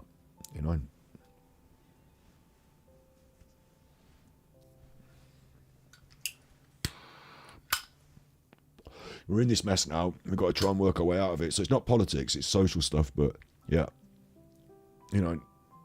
we're back anyway. Just having a little bit of decompression now after I've done all that reading. My chat's working on my phone, but it's not working on the screen. Okay, I've got you back there. I've got you back. Please get Meghan Markle off. I love Meghan Markle's on there because of the rage baiting. People hate her, so she's on there because of the rage baiting. That's why I put her in there. It's good, isn't it? I'll give her a crown as well.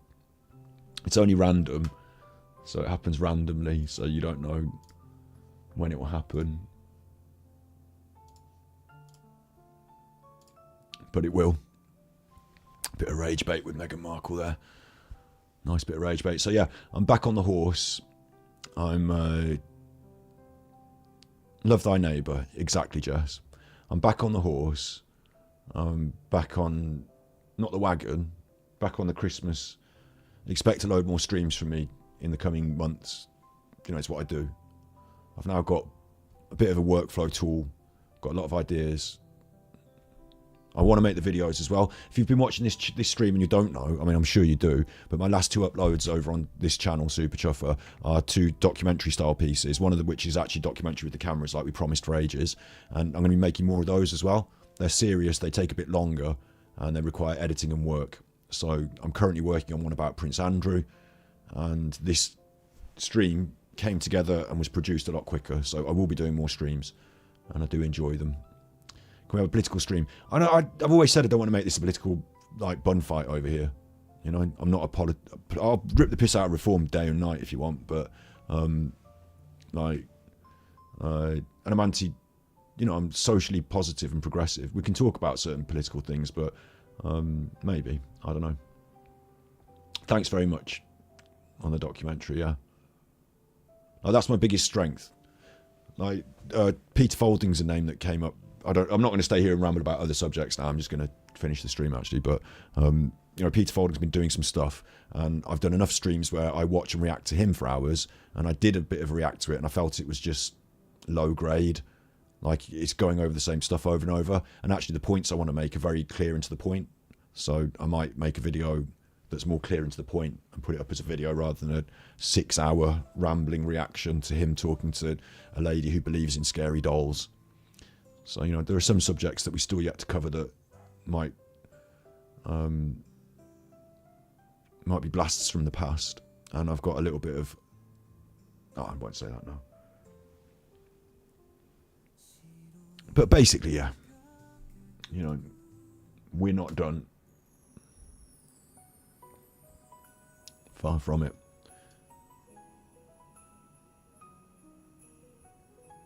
And the attitude and like the course of the channel, like I'm not true crime. Some of the things I talk about will involve, like talking about Andrew, for example, will involve crimes.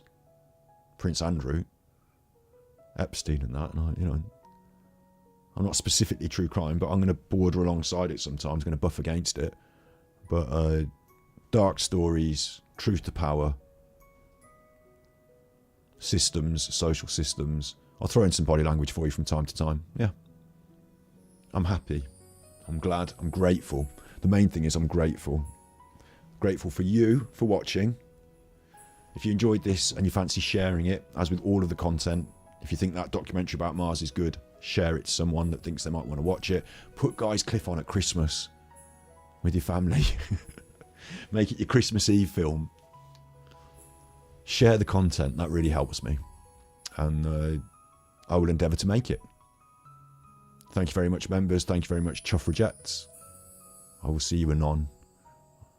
I have to apologise for putting the stream back a couple of days. Things just happen.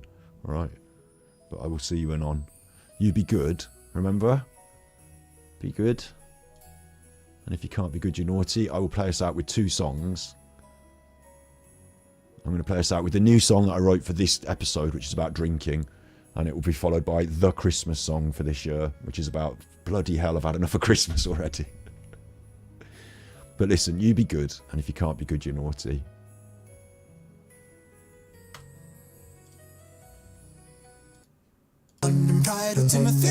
That was smooth, wasn't it? Did you see how smooth I did that?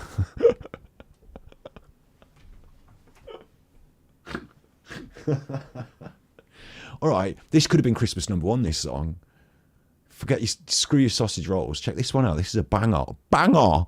And then I'll see you all anon. Yeah. I'll have a pint of bitter London Pride, oh Timothy Lord, Guinness with the Shamrock Dry, my steady patient hand, Lord, a neck of Stella, wifey Coscow, when the funds are low, Camden Hills, oh Neck, or Beaver Town, when I'm putting on a show, I'll have a cider strong, dark fruit that just gold on ice, oh my kiwi berry record to lick when the night feels nice, a pint of snake by diesel, purple, nasty, black and tan for kicks, half a lager, half a cider, watch the bar staff lose the tits. I'm a cat. La, la, la, la, la, la. I'll have a G&T, Hendrix, cucumber, cool and calm, Bombay, Sapphire, Fever Tree, Tanqueray when I'm dropping bomb, Gordon's if I'm skin still edible, balloon glass make it sing, Parma, violet, rhubarb, pink, anything that changed with the tonics clink. I'll have a whiskey, no Egan, Morangi, Talisker, Lafroig, smoke, Lagavulin, 16 if I'm treating myself, Macallan when I'm broke, famous screws on the Gentry, Jameson when the Scots stuff's dear, just a dash of water, none of that I suppose fear. Ah, la, la, la, la, la, I'm a cat. keep 'em coming, line 'em up, never mind the time, double shorts and frothy tops, another round of mine, I don't know if I'm still alright tonight, but I'll have another mind's a pint. Ah, la, la, la, la, la, la. I'm a cat. I'll have a rum, Captain Morgan, Spice, Go Sailor, Jerry Sting, Parsons, Navy, gunpowder proof, Gosling's black for the dark and stormy swing, baby Guinness, TMI, top with Bailey, Sony, Jaeger bomb for the young guns, aftershock if I'm feeling the heat, I'll have a vodka soda, Smirnoff, absolute, none of the Red Bull, some Bloody Mary on a Sunday, celery, Tabasco, extra West, a kick, flaming Sambuca, Fernet Branca, if I hate myself at dawn, absent in the fountain, sugar cube, green fake, carry on. Now hold on, Lorraine. Keep 'em coming, line 'em, never mind the time. Double shorts and frothy tops, another round of mine. I don't know if I'm still alright tonight, but I'll have another mind's a pint.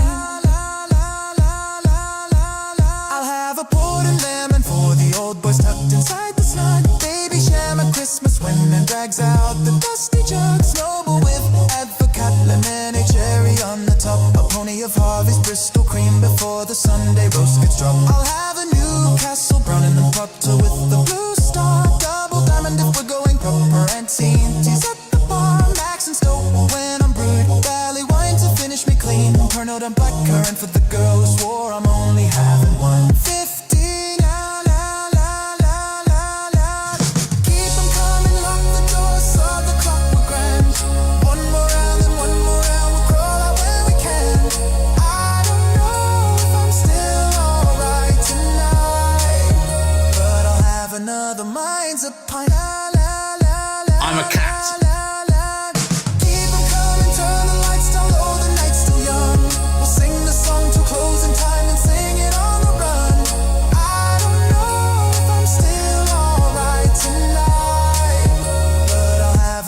mind's a pint. La, la, la, la, la, la,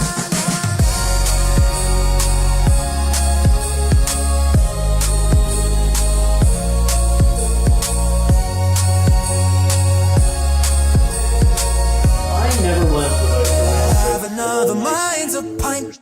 I never went without a real drink in all my time in the Rovers.